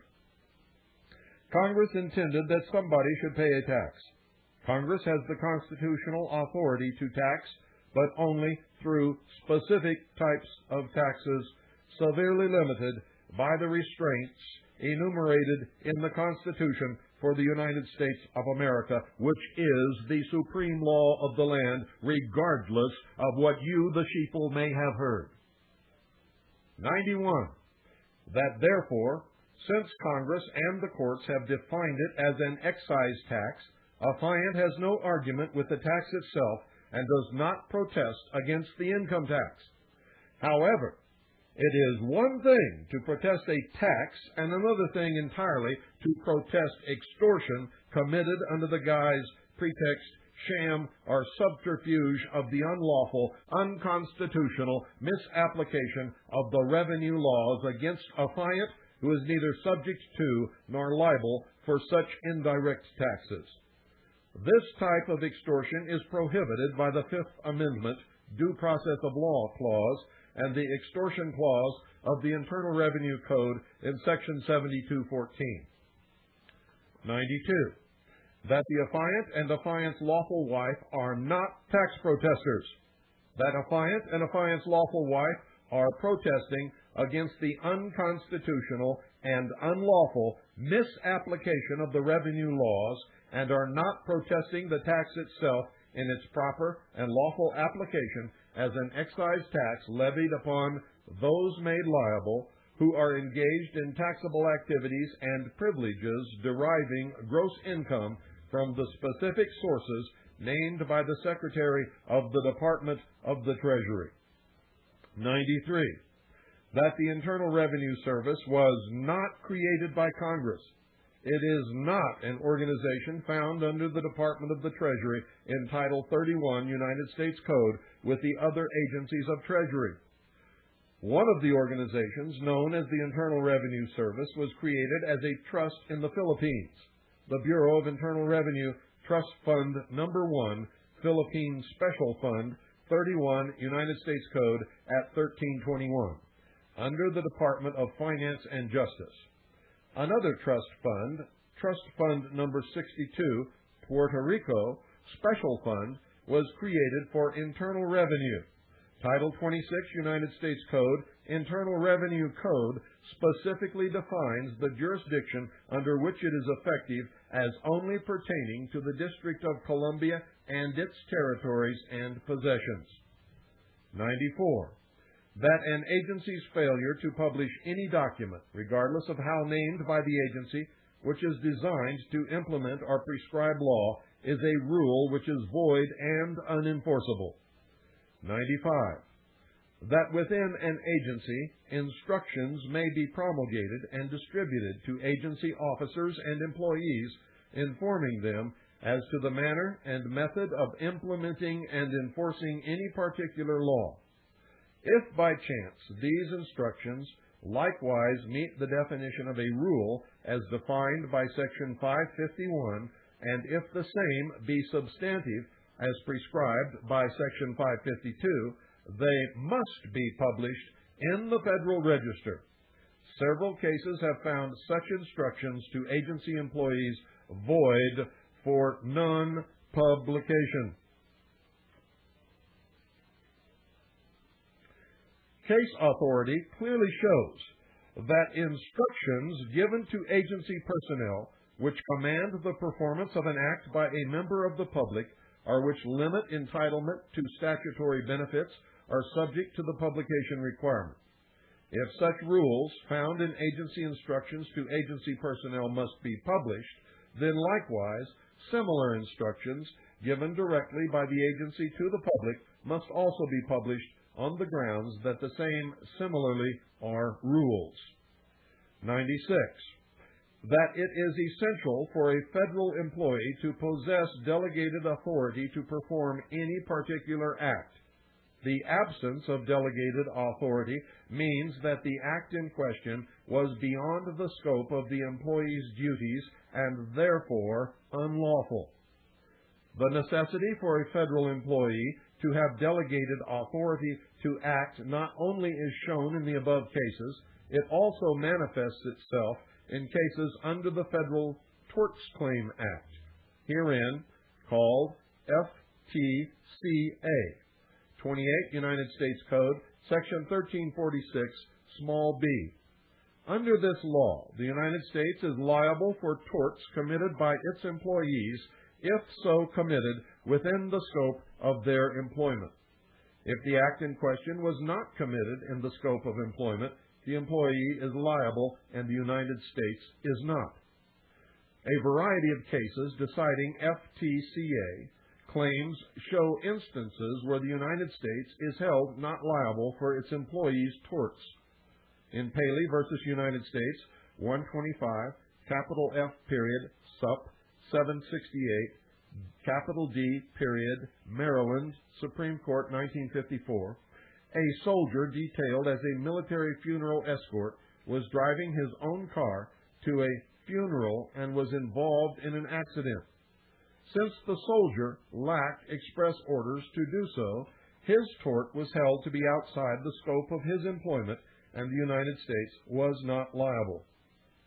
In Jones versus the FBI, 139, capital F period, sup, 3842, capital D period, Maryland, 1956, it was alleged that certain FBI agents had stolen or converted property belonging to the plaintiff. The court held that if such were true, the agents were not acting within the scope of their office or employment, and the United States could not be liable in tort. In James versus United States, 467, capital F, 2, small d, 832, 4th Circuit, 1972, a reservist was involved in a car accident on his return from an annual field training exercise. Since this travel was not within the scope of his employment, the government was held not liable for damages.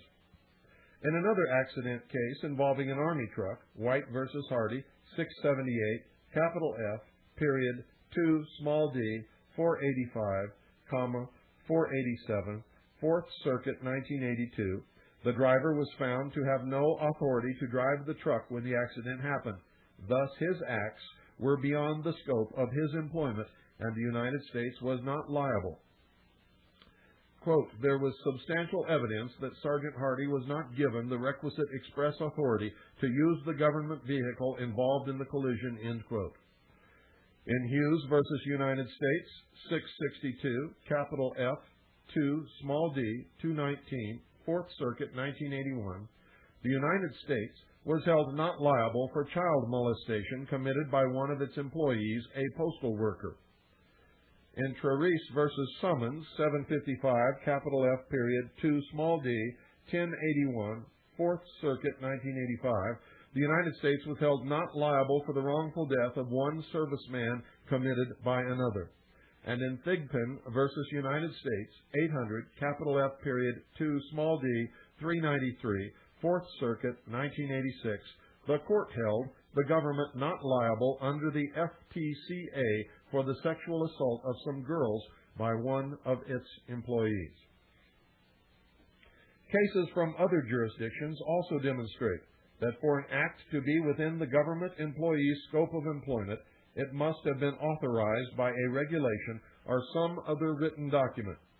For example, in Mitre versus United States, 322, capital F period, 2, small d, 193, 6th Circuit, 1963, a Federal Tort Claims Act claim was being asserted against the United States for damages arising from an accident involving a drunken Air Force serviceman.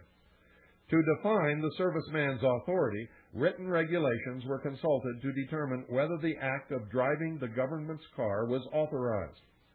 Finding that the regulations did not permit use of the vehicle on this occasion, the serviceman was found not to be acting within the scope of his employment. In Bettis versus United States, 635, capital F period, 2, small d, 1144, 5th Circuit, 1981, a soldier drove a truck off a military base without authority and was involved in an accident. His act was held to be beyond his authority, and thus the United States was not liable in tort.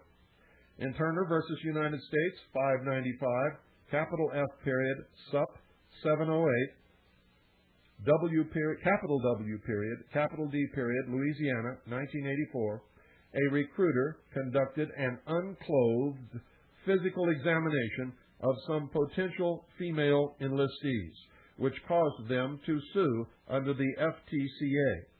In finding that there were no regulations either permitting or requiring such examinations, the United States was found not liable.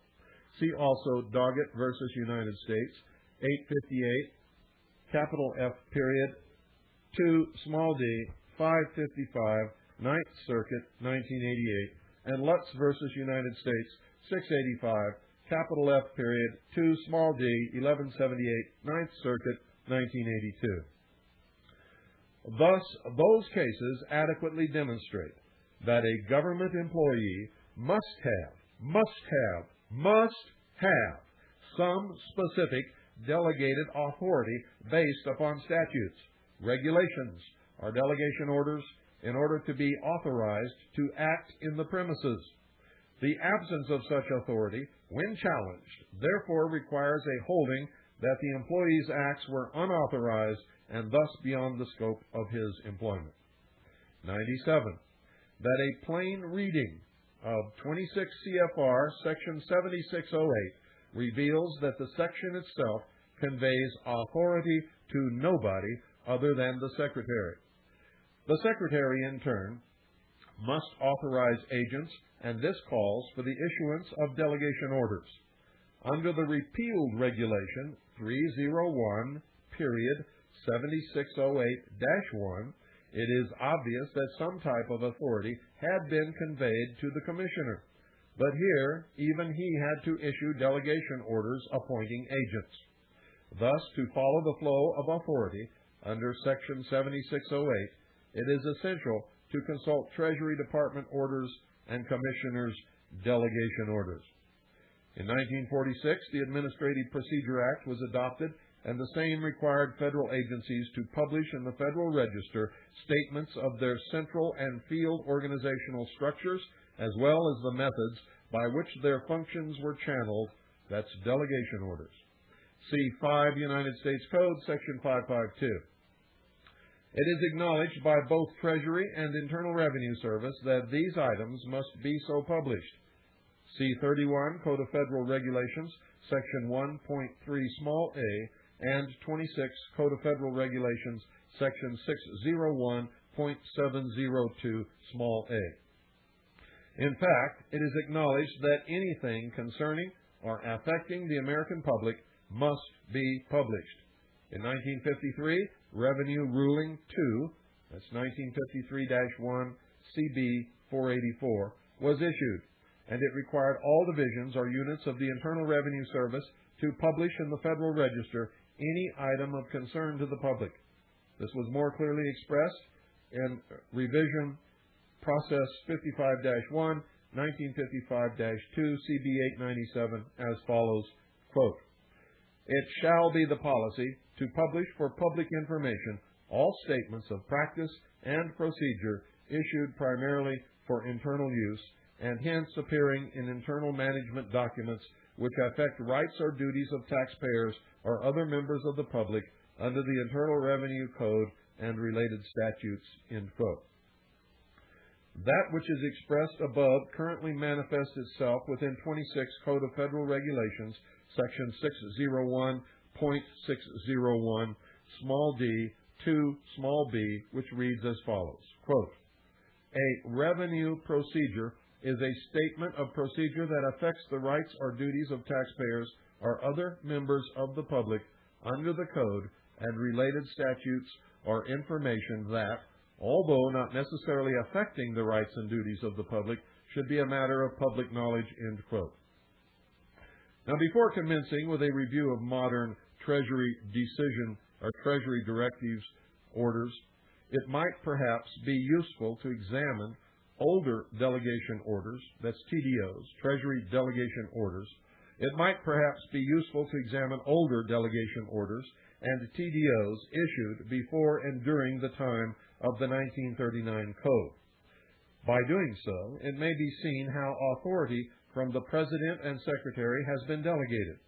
For example, Executive Order 6166, dated June 10, 1933, stated as follows, quote, all functions now exercised by the Bureau of Prohibition of the Department of Justice with respect to the granting of permits under the national prohibition laws are transferred to the Division of Internal Revenue in the Treasury Department.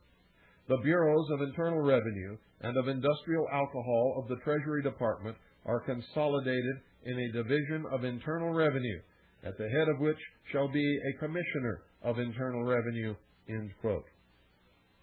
Executive Order number 6639, dated March 10, 1934, stated as follows, quote, 1, period, small a. The Bureau of Industrial Alcohol and the Office of Commissioner of Industrial Alcohol are abolished, and the authority, rights, privileges, powers, and duties conferred and imposed by law upon the Commissioner of Industrial Alcohol are transferred to and shall be held, exercised, and performed by the Commissioner of Internal Revenue and his assistants, agents, and inspectors under the direction of the Secretary of the Treasury, end quote. And TDO number 143, dated December 6, 1951, provided as follows, quote, by virtue of the authority vested in me as Secretary of the Treasury by Reorganization Plan number 26 of 1950, there are hereby transferred to the Commissioner of Internal Revenue the functions and duties now performed by collectors of internal revenue in connection with tobacco and other taxes imposed under Chapter 15 of the Internal Revenue Code. Quote, the functions and duties herein transferred to the Commissioner of Internal Revenue may, at his discretion, be delegated to subordinates in the Bureau of Internal Revenue Service in such manner as the Commissioner shall from time to time direct, end quote. Thus, each delegation order must be examined to determine the authority conveyed therein. In 1949, Congress enacted a law authorizing the President to reorganize the executive departments. See 63 Statutes 203, Chapter 226, codified at 5 United States Code, Section 901, et sec. Pursuant to this authority, the President promulgated Reorganization Plan number 26 of 1950, 15 Federal Regulations, 4935, 64 Statutes, 1280, which restructured the entire Treasury Department via the following, quote, there are hereby transferred to the Secretary of the Treasury all functions of all other officers of the Department of the Treasury and all functions of all agencies and employees of such department, end quote. By this reorganization plan, all statutory and delegated authority of anyone in the Treasury Department was immediately divested and placed into the hands of the Secretary. Thereafter, Reorganization Plan number 1 of 1952, 17 Federal Regulations 2243, 66 Statutes 823, reorganized the Bureau of Internal Revenue, the name of which was changed to the Internal Revenue Service the following year by the stroke of a pen. See Treasury Delegation 6038, 1953-2, CB 443. Based upon the above reorganization plans, on March 15, 1952, the Secretary issued TDO number 150, which authorized the continued performance of functions by Treasury officers and agents until changed by subsequent order. This order established a series of later orders, all of which deal with and concern administration of the Internal Revenue laws. A separate file lists the TDOs issued since the reorganization plan, which are in 150 series. Citation as to where each order is published is also provided. A review of these TDOs disclosed that most of them concern only organizational changes made to the Internal Revenue Service. Insofar as authority granted pursuant to Section 7608 is concerned, of those which were published, only TDO number 150-42 could possibly embody the criminal enforcement powers to which Section 7608 relates. It is also possible that one of the unpublished orders delegated this authority. Because the Commissioner and Secretary in the past promulgated Regulation 301.7608-1, it is assumed for purposes of this memo that some type of delegation under Section 7608 was granted by the Secretary to the Commissioner. Now, based upon this assumption, the process of determining what agent has been delegated Section 7608 authority thus requires examination of all published CDOs issued by the Commissioner. A list enumerating every published CDO from 1954 to the present is contained in a separate file.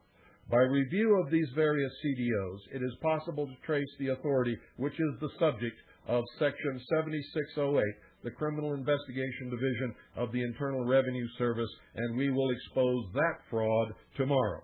Good night, ladies and gentlemen, and God bless each and every single one of you.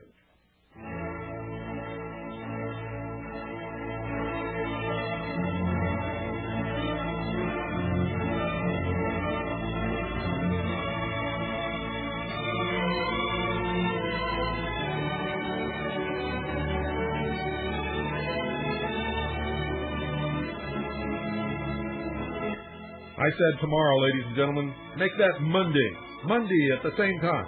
Don't miss the next episode of The Hour of the Time, the very last voice of freedom in America.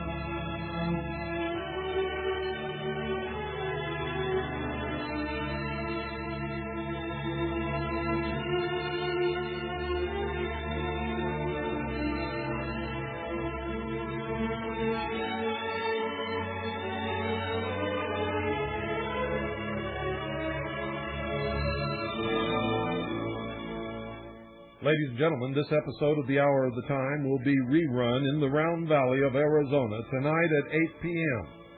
If you know someone who would be interested in this material, make sure that they are at their radio at 101.1 FM. Eager.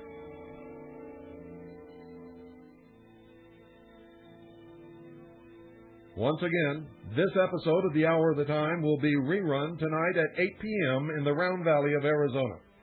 If you know someone who would be interested in this material, make sure they are by their radio listening to 101.1 FM Eager tonight at 8 p.m.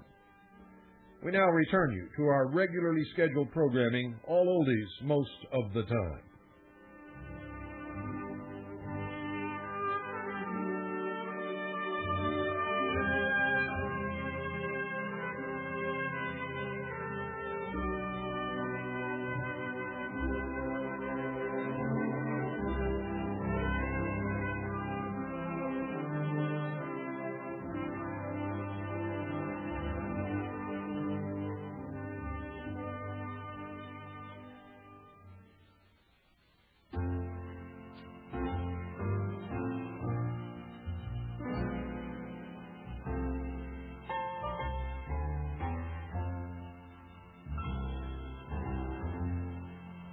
love letters straight from your heart.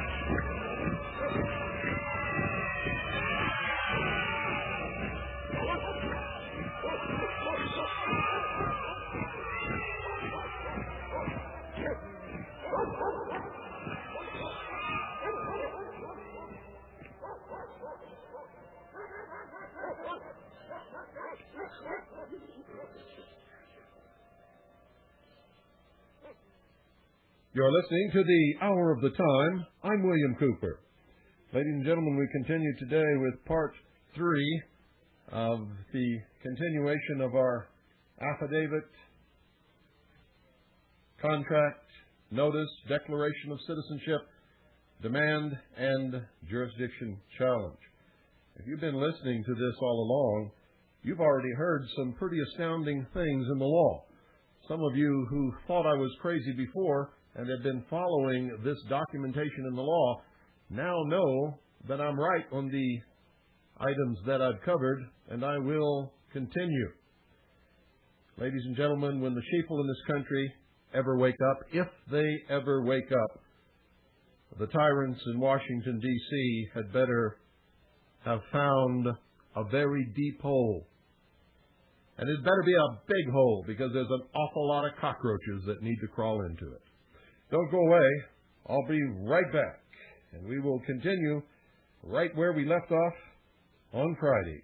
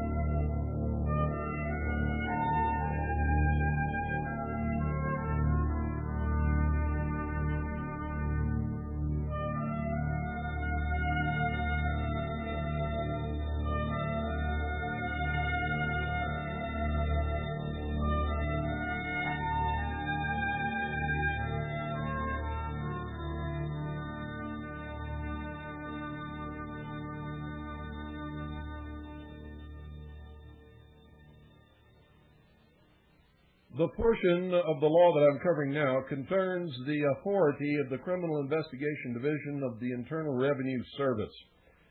And we're talking about the CDOs issued by the Commissioners of Internal Revenue. That's the Commissioner of Internal Revenue. And we have a list enumerating every published CDO from 1954 to the present, linked from our website at harvest-trust.org. If you've never been there, you need to go. Harvest-trust.org. From 1954 to the present. It's contained in a file linked to our webpage.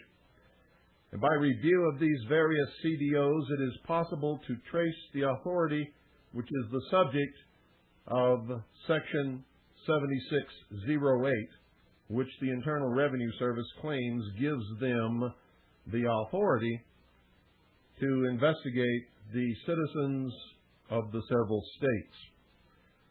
The only possible CDOs which could delegate Section 7608 authority are numbered 31, 33, and 34. On April 30th, 1956, CDO number 31 was issued delegating to the Assistant Commissioner and the Director of the Alcohol and Tobacco Tax Division the authority to administer and enforce Chapters 51, 52, and 53 of the Code. These are the ATF chapters, for those of you who aren't familiar with the Code, in addition to a few other functions. A few months later, CDOs number 33 and 34 were issued, and these orders also related to alcohol and tobacco taxes. Once these units of the Internal Revenue Service had been delegated these enforcement responsibilities, Congress thereafter in 1958 created Section 7608, and the regulations at 301.7608-1 was promulgated in 1959. This is a list containing the sites where these and subsequent revisions of these orders were published. CDO number 31, small a, original at 21 Federal Regulations, 3083, 1956-1, CB 1015. Small b, revision 1, 34 Federal Regulations, 87, 1969-1, CB 379. Small c, revision 2, 35 Federal Regulations, 16808, 1970-2, CB 487. Small d, revisions 3, 36 Federal Regulations, 18678, 1971-2, CB 524. Small e, revision 4, 36 Federal Regulations, 22607, 1971-2, CB 525. CDO number 33, small a, original, 21 Federal Regulations, 4415, 1956-2, CB 1375. And CDO number 34, small a, the original at 21 Federal Regulations, 5851, 1956-2, CB 1375, and small b, revoked. It was revoked in 38 Federal Regulations, 33407, 1973-2, CB 462. As can be seen from these orders, the same allowed for the seizure and forfeiture of property and the enforcement of the criminal laws. Logically, it is these orders which permitted the promulgation of the regulation at 301.7608-1. The Alcohol, Tobacco, and Firearms Division of the Internal Revenue Service, which was the unit which was responsible for the administration and enforcement of the laws which were the subject of the CDOs number 31, 33, and 34. This ended with the creation of the Bureau of Alcohol, Tobacco, and Firearms via Treasury Directive Order number 221 on June 6, 1972, see 37 Federal Regulations 116696, 1972-1, CB 777. Among other administration and enforcement functions transferred to BATF via this order were the following.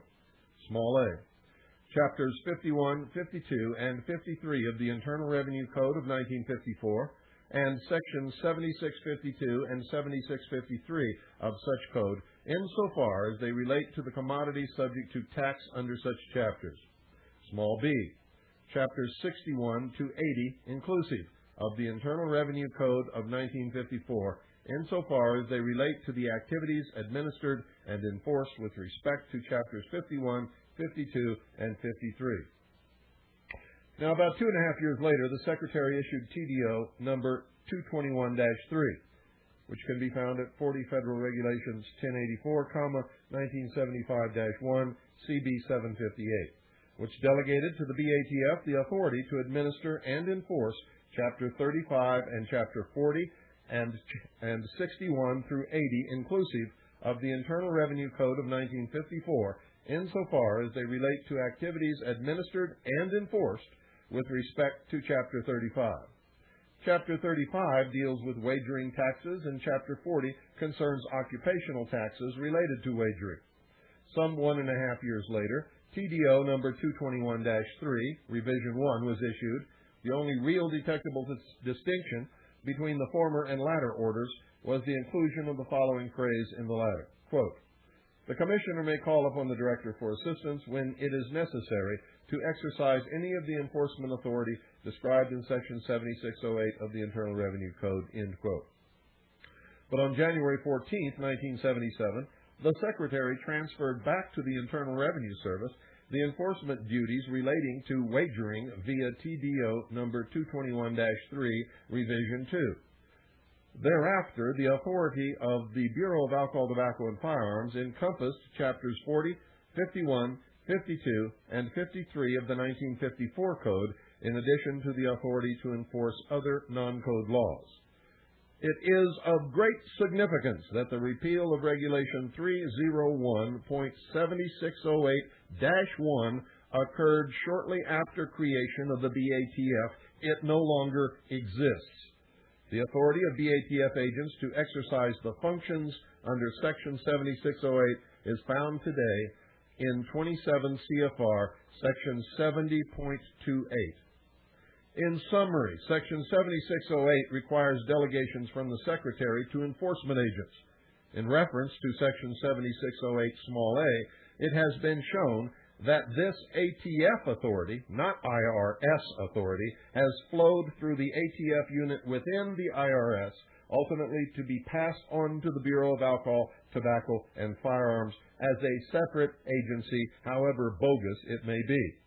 The IRS has no enforcement authority under Section 7608 or 7608 small a whatsoever within the territorial boundaries of any state. But in the search for authority under Section 7608 small b, a review of all published TDOs and CDOs reveals that there appears to have been no such delegation whatsoever. Thus, if a special agent is conducting any investigation pursuant to the authority of Section 7608, that investigation encompasses violations only of the alcohol, tobacco, and firearms tax laws, and there is no apparent authority to conduct any federal income tax investigation which is possessed by any special agent at any time, at any place whatsoever. 98. That affiant filed Freedom of Information Act requests asking the Internal Revenue Service for specific documents which gave the Internal Revenue Service the authority to conduct an investigation of a citizen of Arizona. The Internal Revenue Service could not and did not produce any such documentation. We noticed Special Agent Shupnick and Assistant United States Attorney Weinrip to produce their credentials and documentation of their authority to conduct such an investigation. They refused because they could not, as no such documents exist. 99. That of all the circuits, the Ninth Circuit has addressed jurisdictional issues more than any of the rest. That is the circuit to which the state of Arizona belongs.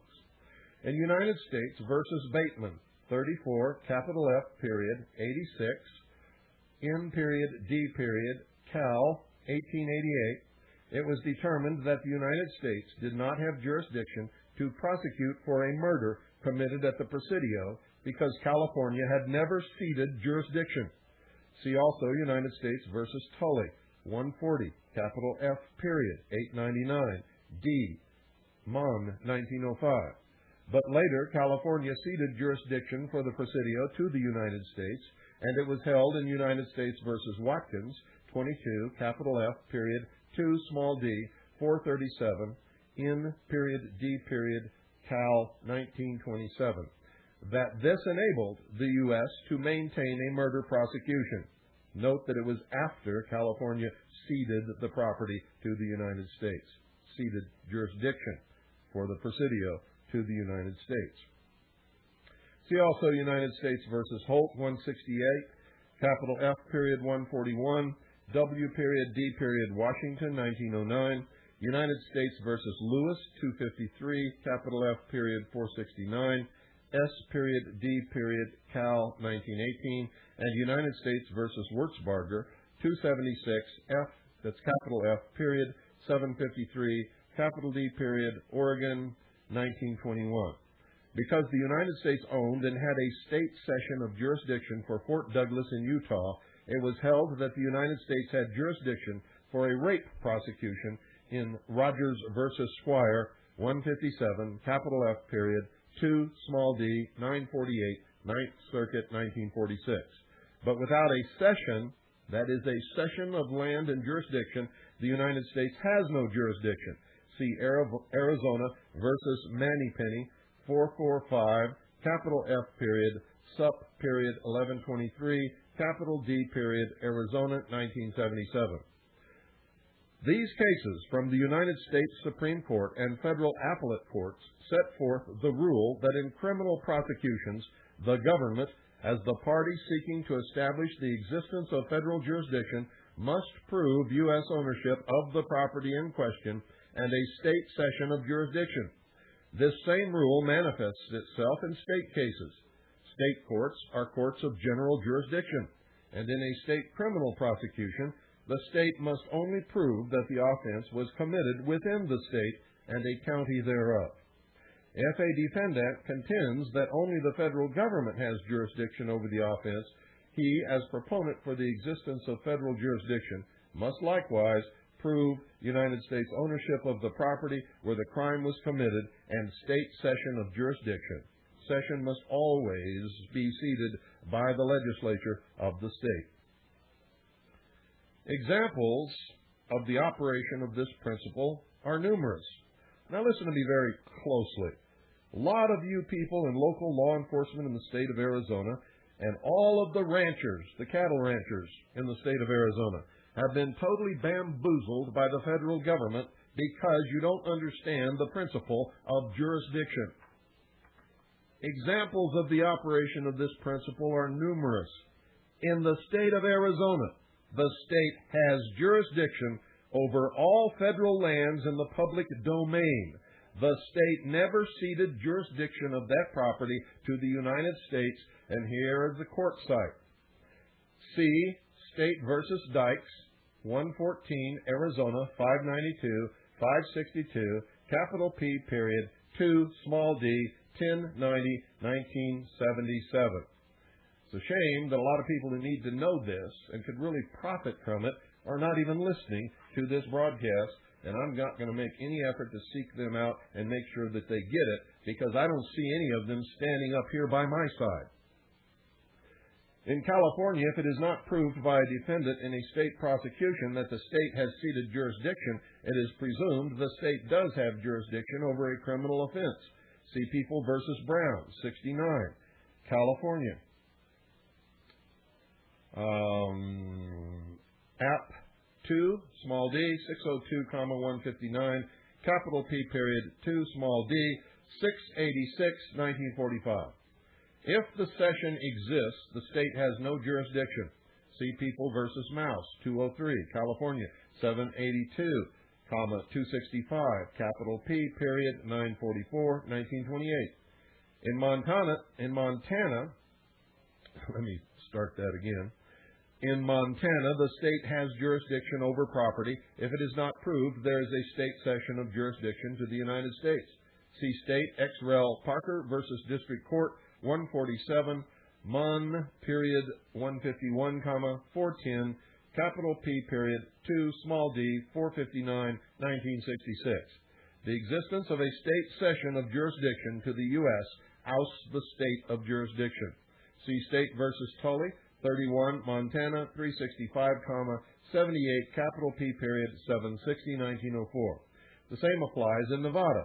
See State versus Mack, 23, Nevada, 359, 47, capital P period, 763, 1897, and Pendleton versus State, 734, capital P period, 2, small d, 693, Nevada, 1987. It applies in Oregon. See State versus Chin Ping, 91, Oregon, 593, 176, capital P period, 188, 1918, and State versus Aguilar, 85, Oregon, App 410, 736, capital P period, 2, small d, 620, 1987, and in Washington, see State versus Williams, 23, Washington, App 694, 598, capital P period, 2 small d, 7/31/1979. In People versus Hammond, 1, Illinois, 2 small d, 65/115, in period, E period, 2 small d, 3/31/1953, a burglary of an Internal Revenue Service office was held to be within state jurisdiction. State jurisdiction. The court holding that the defendant was required to prove existence of federal jurisdiction by U.S. ownership of the property and state cession of jurisdiction. In 2 cases from Michigan, larcenies committed at United States post offices, which were rented, were held to be within state jurisdiction. See People versus Burke, 161, Michigan, 397, 126, in period, W period, 446/1910, and People versus Van Dyke, 276, Michigan, 32, 267, in period, W period, 7/7/8/1936. See also in Kelly, 311, Michigan, 596, 19, in period, W period, 2 small d, 2/18/1945. In Kansas City versus Garner, 430, capital S period, W period, 2 small d, 630, Missouri, App, 1968. State jurisdiction over a theft offense occurring in a federal building was upheld, and the court stated that a defendant had to show federal jurisdiction by proving U.S. ownership of the building and a cession of jurisdiction from the state to the United States. A similar holding was made for a theft at a United States missile site in State versus Rindall, 146, Mon, period, 64, 404, capital P period, 2 small d, 3/27/1965. In Pendleton versus State, 734, capital P period, 2 small d, 693, Nevada, 1987. The state court was held to have jurisdiction over a DUI, that's driving under intoxication, committed on federal lands, the defendant having failed to show U.S. ownership and state cession of jurisdiction. In People versus Gerald, 40, miscellaneous, 2 small d, 819, 243, NYS 2 small d, 1001/1963, the state was held to have jurisdiction of an assault at a United States post office since the defendant did not meet his burden of showing presence of federal jurisdiction and because a defendant failed to prove title and jurisdiction in the United States for an offense committed at a customs station. State jurisdiction was upheld in People versus Fisher, 97, A period, that's capital A period, D period, 2 small d, 651, 469, New York State, 2 small d, 187, A period, D period, that's capital A period, capital D period, 3, Department, 1983. The proper method of showing federal jurisdiction in state court is demonstrated by the decision in People versus Williams, 136, miscellaneous, 2 small d, 294, 518, New York State, 2 small d, 751, 1987. This rule was likewise enunciated in State versus Berger, 33, Ohio, App, 3, small d, 231, 515, capital N period, capital E period, 2 small d, 640, 1986. A case involving a DUI offense committed on a road near a federal arsenal. Now, I know that reading these cases may get old for some of you, and some of you don't even know what it's about. But if I don't, you won't know where to go look for this information. None of you knew that the state of Arizona retained jurisdiction over all the federal land in public domain. None of you knew that. If you knew that, you ranchers wouldn't be having such a hard time with the federal government over grazing rights, because it's within the jurisdiction of the state of Arizona, not the federal government. And you call me crazy. In Kirshner versus State, 493, capital P period, 2 small d, 1402, Oklahoma, CR period, App period, 1972, the state was held, the state was held to have jurisdiction of a drug sales offense occurring at an Air Force base, the defendant not having attempted to prove federal jurisdiction by showing title and jurisdiction of the property in question in the United States. See also Torrey versus State, 540, capital P period, 2 small d, 597, Oklahoma, CR period, App period, 1975. Similar holdings for murders committed at United States post offices were made in State versus Chenping, 91, Oregon, 593, 176, capital P period, 188, 1918, and in United States versus Pate, 393, capital F period, 2 small d, 44, 7th Circuit, 1968. Another Oregon case, State versus Aguilar, 85, Oregon, App 410, 736, capital P period, 2 small d, 620, 1987, demonstrates this rule. And finally, in Curry versus State, 111, Texas, CR 264, 12, capital S period, capital W period, 2 small d, 796, 1928, it was held that in the absence of proof that the state had ceded jurisdiction of a place to the United States, the state courts had jurisdiction over an offense. 100. That in federal criminal prosecutions involving jurisdictional type crimes, the government must prove the existence of federal jurisdiction by showing United States ownership of the place where the crime was allegedly committed and state cession of jurisdiction. If the government contends for the power to criminally prosecute for an offense committed outside its jurisdiction, it must prove an extraterritorial application of the statute in question, as well as a constitutional foundation supporting the same. Absent this showing, no federal prosecution can be commenced for offenses committed outside its jurisdiction, period. These are all Supreme Court rulings. If you don't want to believe me, that's fine. Go argue with the Supreme Court of the United States of America. Don't do it with me, because I understand and know and have studied, and I am quoting you the law. Quote, once jurisdiction is challenged, it must be proven. End quote. Hagens versus Levine, Supra, Note 3. Quote, no sanction can be imposed absent proof of jurisdiction. End quote. Standard versus Olson, 74, Supreme Court, 768. Quote, it has also been held that jurisdiction must be affirmatively shown and will not be presumed. End quote. Special Indemnity Fund versus Pruitt, 205, capital F, 2 small d, 306, 201, Oklahoma, 308. 101. That a citizen or resident alien, that is resident versus non-resident, that a citizen or resident alien making a living within one of the 50 states of the Union has never been made liable by Congress for the payment of the income tax under Title 26, Subtitle A. Affiant and affiant's wife have no liability under the law to file or pay the so-called income tax.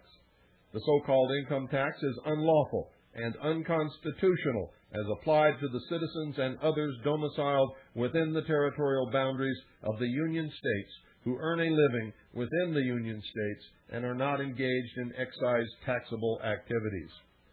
102. That there are 3 sections of the Internal Revenue Code that addresses the making or filing of returns or statements, and these are the only ones. If you don't believe me, look it up. If you find another one, bring it to me, and I will correct myself on the air. I don't want to be wrong, ladies and gentlemen. So if you're criticizing me, put up or shut up. 102. That there are 3 sections of the Internal Revenue Code that address the making or filing of returns or statements. That's sections 6001, 6011, small a, and 6012, small a. Section 6001. This section states in relevant part, quote, every person liable for any tax imposed by this title or for the collection thereof shall keep such records, render such statements, make such returns, and, whenever in the judgment of the Secretary it is necessary, he may require any person by notice served upon such person or by regulations to make such returns, render such statements, or keep such records, end quote. Therefore, Section 6001 clearly does not create a requirement for every person to file, but only specific individuals, in effect, those made liable. This section does not, however, establish who is liable, does not establish the liability, but merely presumes it, and that is against the law. Cannot presume it. Must state who is liable. Section 6011, small a. This section states in relevant part, quote, when required by regulations prescribed by the Secretary, any person made liable for any tax imposed by this title, or with respect to the collection thereof, shall make a return or statement, and every person required to make a return or statement shall include therein the information required by such forms or regulations, end quote. Similar to Section 6001, 6011 small a applies only to certain individuals and a liability for who. Similar to Section 6001, 6011 small a applies only to certain individuals, and a liability for who those individuals are is not established, but again presumed, which is against the law. Section 6012 small a. This section states in relevant part, quote, returns with respect to income taxes under subtitle capital A shall be made by the following. 1. Capital A, every individual having for the taxable year gross income under this section, an individual is required to file under specific circumstances with respect to subtitle capital A, and the liability for any tax under subtitle A, that's capital A, is established elsewhere in the Internal Revenue Code. In other words, the Section 6012 small a requirement for returns to be made applies only those who are made liable under subtitle capital A. Therefore, it is clear from this section, as well as those previously cited, that the requirement to file is not an all-encompassing one, but is directly related. Let me read this over again. My mouth is dry, folks, and I apologize. Therefore, it is clear from this section, as well as those previously cited, that the requirement to file is not an all-encompassing one, but is directly related to an explicit liability for a tax. Who is made liable? So far, none of us. 103. That the sections of the Internal Revenue Code which actually establish a liability for a tax are as follows. Here is the meat of the matter. Under subtitle capital A, income taxes, small a, section 402, small d, 1, capital D, makes liable for a separate tax the recipient of a lump sum distribution from employee benefit plans. Affiant and affiant's lawful wife are not a recipient of a lump sum distribution from any employee benefit plan. Small b, section 1461 makes liable every person required to deduct and withhold any tax under subchapter capital B. Affiant and affiant's lawful wife do not deduct and withhold any tax under subchapter capital B. Under subtitle capital B, estate and gift taxes, small c, section 3405, small d, 1, makes liable the payor of a designated distribution from a pension or annuity. Affiant and affiant's lawful wife are not a payor of a distribution from any pension or annuity. Small d, section 3505, small a and small b, make liable a lender, surety, or other person that pays wages directly to an employee and that is withholding. Affiant and affiant's wife do not pay wages to any employees, and we are not withholding. Under subtitle capital D, miscellaneous excise taxes, small e, section 4401, small c, makes liable each person who is engaged in the business of accepting wagers. Affiant and affiant's lawful wife are not engaged in the business of accepting wagers. Small f, Section 4980, small b, makes liable an employer maintaining a qualified plan. Affiant and affiant's lawful wife are not an employer maintaining a qualified plan. Under subtitle capital E, alcohol, tobacco, and certain other excise taxes, small g, Section 5005 makes liable the distiller or importer of distilled spirits. Affiant and affiant's lawful wife are not a distiller nor an importer of distilled spirits. Small h, Section 5703 makes liable the manufacturer or importer of tobacco products and cigarette papers and tubes. Affiant and affiant's lawful wife do not manufacture or import tobacco products, cigarette papers, or tubes. Here's the case authority. In the interpretation of statutes levying taxes, it is the established rule not, let me back up because this is a quote.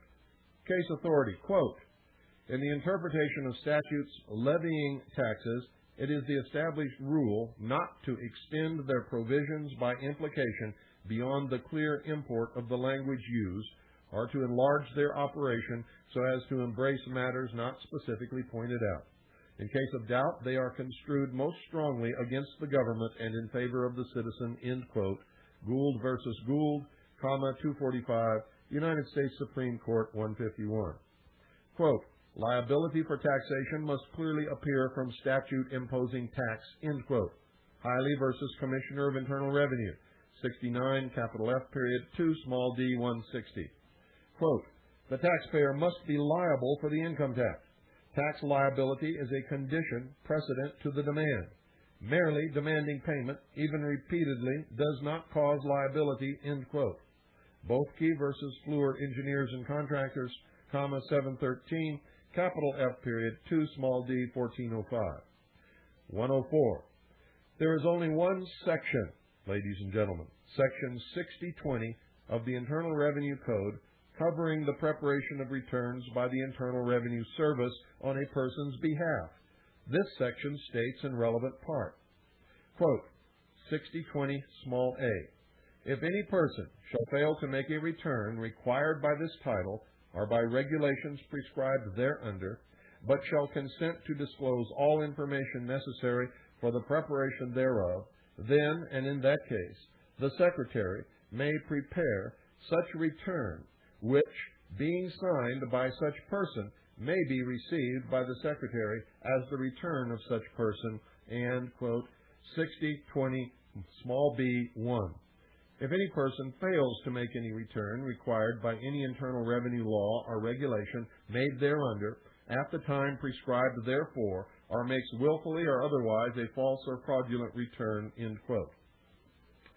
Therefore, it is clear from this section that the Internal Revenue Service may prepare or execute returns on a person's behalf, but only when that person has a clearly established requirement to make a return and, with such person's consent to provide the necessary information. Section 6020 does not establish a requirement to make a return, however, but merely presumes it, which again is against the law. Furthermore, Section 6020 clearly declares that any return prepared by the Internal Revenue Service on a person's behalf must be signed by that person. This is confirmed by the enforcing regulation 26, Code of Federal Regulations 301.6020-1, which states in relevant part, quote, small a, preparation of returns. 1. In general, if any person required by the Code or by the regulations prescribed thereunder to make a return fails to make such return, it may be prepared by the District Director or other authorized Internal Revenue officer or employee, provided such person consents to disclose all information necessary for the preparation of such return. The return, upon being signed by the person required to make it, shall be received by the District Director as the return of such person, end quote. How many of you have had the Internal Revenue Service when you were late or failed to make a return, prepare a return for you, sign it themselves without your permission, without getting your permission for any of the information to be disclosed for the preparation of the return, and without your signature. If so, they've committed an illegal, unlawful act, and you can make a lot of money suing them. 105, that if the Internal Revenue Service wishes to prepare a return on a client's and a client's lawful wife's behalf, please provide the 1. Code or regulation that requires a client or a client's lawful wife to make statements, keep records, or file returns, or 2. Proper notice served upon a client or a client's lawful wife by the Secretary or delegated authority requiring us to make such statements, keep such records, or file such returns. 3. Code and regulation that makes a client or a client's lawful wife liable for a tax, and 4. Specific sources of gross income upon which a tax is imposed. 106.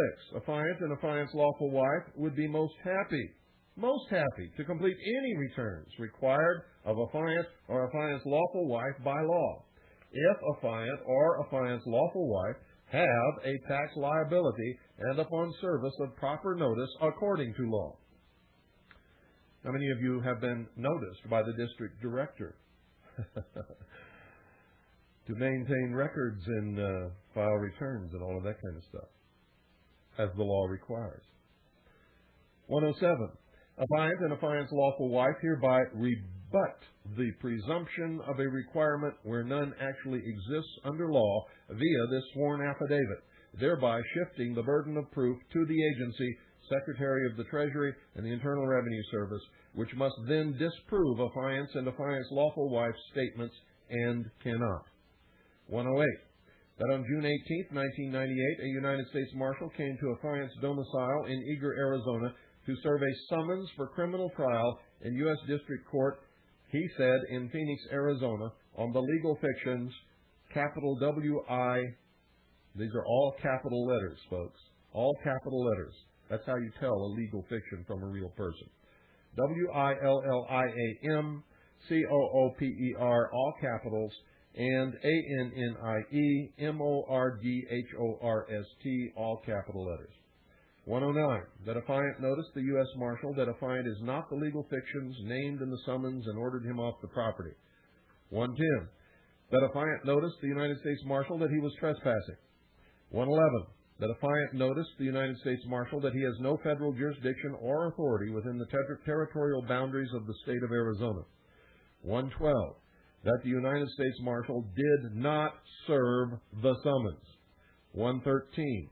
That the United States Marshal obeyed a client's demand and notice to vacate the property due to unlawful trespass. 114. That a client and a client's lawful wife are not the legal fictions spelled in all capital letters W-I-L-L-I-A-M, C-O-O-P-E-R, and are in all capital letters A-N-N-I-E-M-O-R-D-H-O-R-S-T, or any other fiction named in the summons signed by United States District Court Judge Irwin. 115. That no summons has ever been served upon the affiant or affiant's lawful wife at any time whatsoever by anyone whomsoever. 116. That any summons issued by a federal judge of a federal court upon citizens of any state domiciled within the territorial boundaries of that state is unconstitutional and unlawful when jurisdiction is challenged unless and until the United States first prove their jurisdiction over such land, property, business, and citizens. 117. That any arrest warrant issued by any federal judge of any federal court due to failure to appear in any federal court against a summons which was never served is unconstitutional and unlawful and is void upon its inception. 118. That any arrest warrant issued by any judge of any federal court against any citizens of any state domiciled within the territorial boundaries of any state, any union state, is unconstitutional and unlawful when jurisdiction of the United States is challenged unless and until the United States first prove their jurisdiction over such land, property, business, and citizens. 119.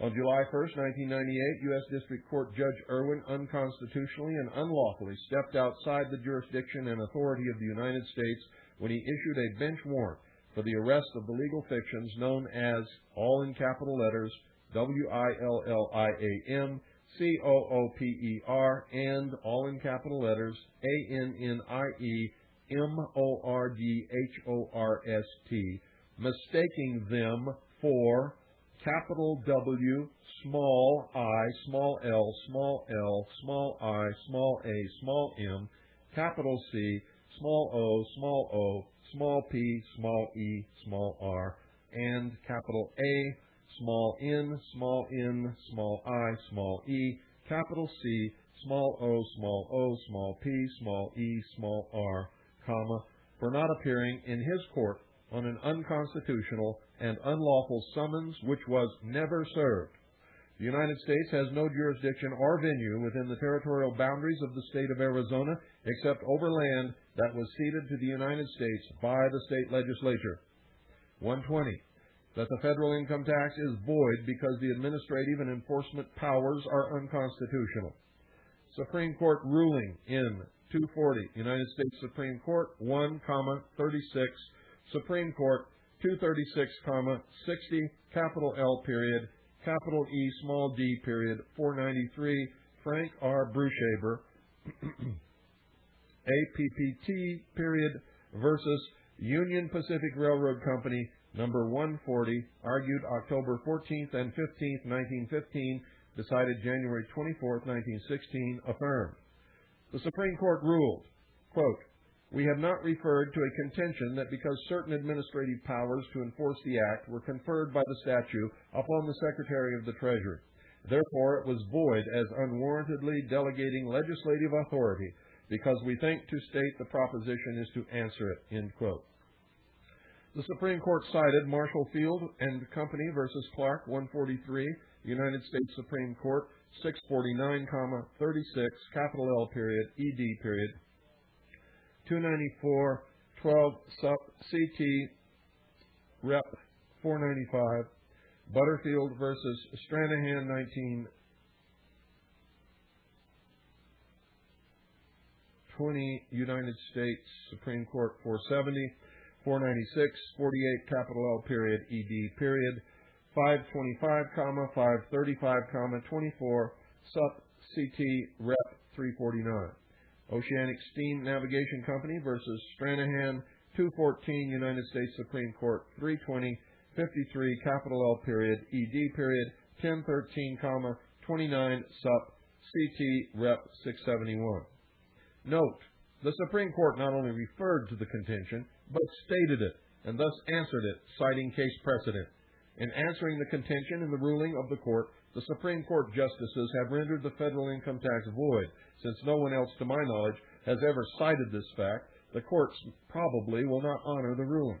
Nevertheless, it is a factual statement under the law that Congress cannot delegate its powers to anyone or anything or any entity. Another factual statement in the law is that the Congress cannot breach the balance of power between branches of government by giving its legislative power to the executive or judicial branches of government. Both of these statements are set in stone. For either one or both of those reasons, the federal income tax and the Internal Revenue Service are unconstitutional. The first time this contention is brought before the Supreme Court, the income tax must be struck down. 121. That between the years 1970 and 1973, while a member of the Intelligence Briefing Team, Petty Officer of the Watch in the Command Center, and SPCAT operator of the KL-47 for Admiral Bernard Clary, Commander-in-Chief of the United States Pacific Fleet, affiant witnessed the Majesty 12 plan to disarm the American people, destroy the United States of America, and institute world totalitarian socialist government. The plan included a statement that the so-called income tax is the unconstitutional implementation of the graduated income tax required as plank number 2 of Karl Marx and Friedrich Engels' Communist Manifesto. 122. That affiant has never knowingly or intentionally defrauded any bank, All contracts have been honored and all loans repaid on time and in full, except for one, which loan is current and paid up to date according to contract. 123. That affiant has not obtained a loan of any kind from any bank in over 17 years. 124. That affiant's lawful wife has obtained 5 loans from a bank, an individual, or a lending institution as a single woman. 125. That in each instance of obtaining a loan from a bank, individual, or lending institution, affiant and affiant's lawful wife have, without fail, informed the bank, individual, or lending institution of our married status. 126. That in each instance of obtaining a loan from a bank, individual, or lending institution, affiant and affiant's lawful wife have asked the representative of the bank, individual, or lending institution to make the loan to affiant's lawful wife as a single woman because of the immediate danger that affiant might be killed due to his status as an enemy of the socialist subversives operating within the United States government. 127. That in each instance of obtaining a loan from a bank, individual, or lending institution, affiant and affiant's lawful wife have followed the instructions of the representative of the lending institution, individual, or bank. That all letters delivered, forms filled out, or forms signed by affiant or affiant's wife were at the instruction of the representative of the bank, individual, or lending institution for the purpose of facilitating the loans to affiant's lawful wife as a single woman. 128. That following the instructions of the lending representative of any bank, individual, or lending institution, after having given full disclosure of our marital status, is not fraud. 129. That as all letters delivered, forms filled out, or forms signed by affiant or affiant's wife were at the instruction of the lending representative of the bank, individual, or lending institution for the purpose of facilitating the loans to affiant's lawful wife as a single woman, there can be no fraud. 130. That all monetary figures given to any representative of a bank, individual, or lending institution as monies earned by affiant and or affiant's lawful wife were always much lower than actual monies earned during any period of time requested. Stating a lower figure always makes it more difficult to obtain a loan and is not fraud. 131. That it is much more difficult for a single woman with children to obtain a loan than a married woman. Making it more difficult upon oneself to obtain a loan is not fraud. 132. That fraud requires intent to defraud, and no such intent has ever been present in any of affiant's or affiant's lawful wife's dealings with any bank, individual, or lending institution. Affiant's intent was to protect his lawful wife and children against the possibility of affiant's murder by a despotic government. All contracts have been honored and all loans repaid on time and in full, except for one which loan is current and paid up to date according to contract. 133. That the only outstanding loan is on the headquarters of a constitutional contractual pure trust for which affiant and affiant's wife are the trustees. The transfer of title is registered with the Apache County Recorder in St. Johns, Arizona. The lending institution has accepted all payments by check drawn on the trust account. The property has been legally and lawfully transferred from affiant's wife to the trust, even though the loan remains in the name of affiant's wife. According to law, affiant's wife holds title in trust as trustee. 134.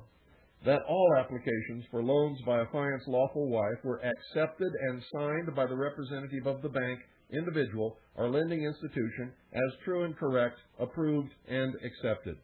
135. That any representative who attests to anything other than what is sworn to in this affidavit is acting only to protect his or her job and to cover his or her own actions in advising us in the particular manner dictated to us in order that affiant's wife could obtain the loan or loans as a single woman. Any loan obtained in this manner cannot be and is not fraud. 136.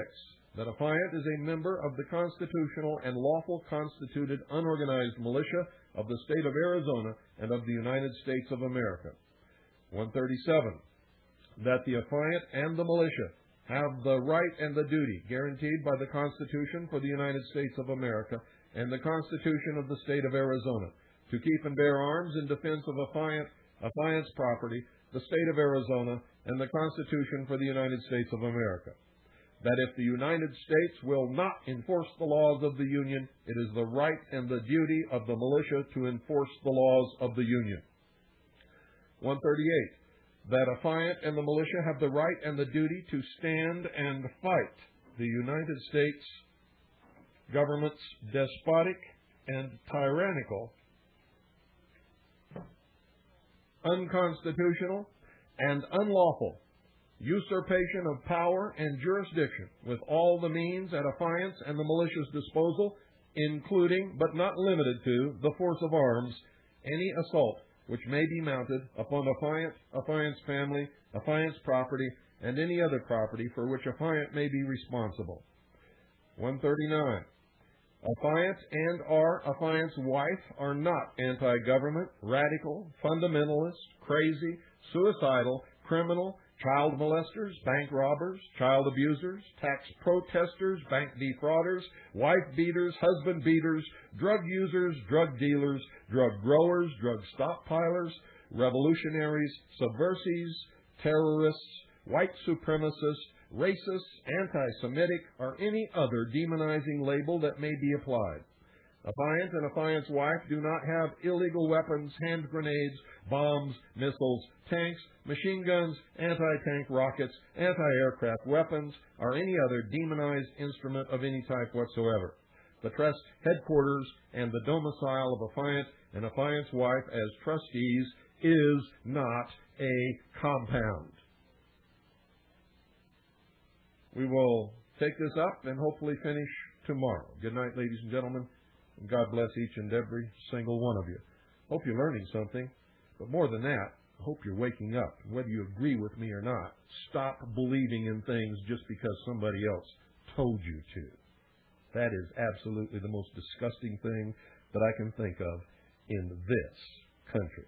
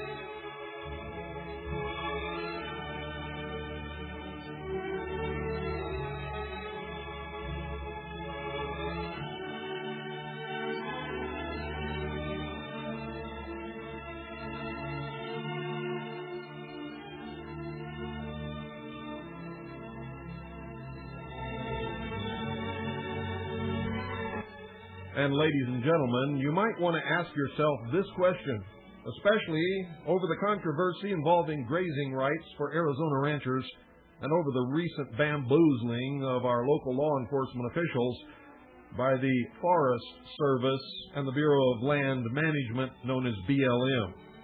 Why is it that our local law enforcement officers do not know that when Arizona became a state, Arizona reserved jurisdiction for the state of Arizona over all public lands held in federal trust? In other words, ladies and gentlemen, the jurisdiction belongs to the state of Arizona, not the United States Forest Service or the BLM. Get the wool out from over your eyes. Stop being hoodwinked. Gee, just grow up. Grow up. Be adults instead of children. Please. Are you going to lose your country, your rights, your birthright? Your children, your property, everything that you can think of is going to be gone if you don't wake up.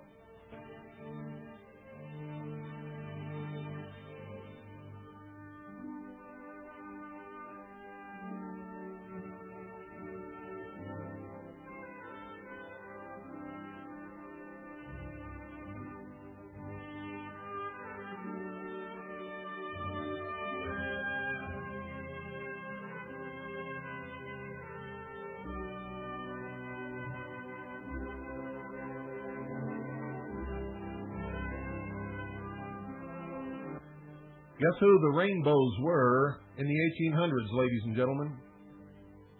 Guess who was persecuted because they were different? Because they dressed differently. They had different laws for themselves and a different religion. They were the rainbows in the 1800s. They're known today as the Church of Jesus Christ of the Latter-day Saints, the Mormon Church. Shame on all of you who have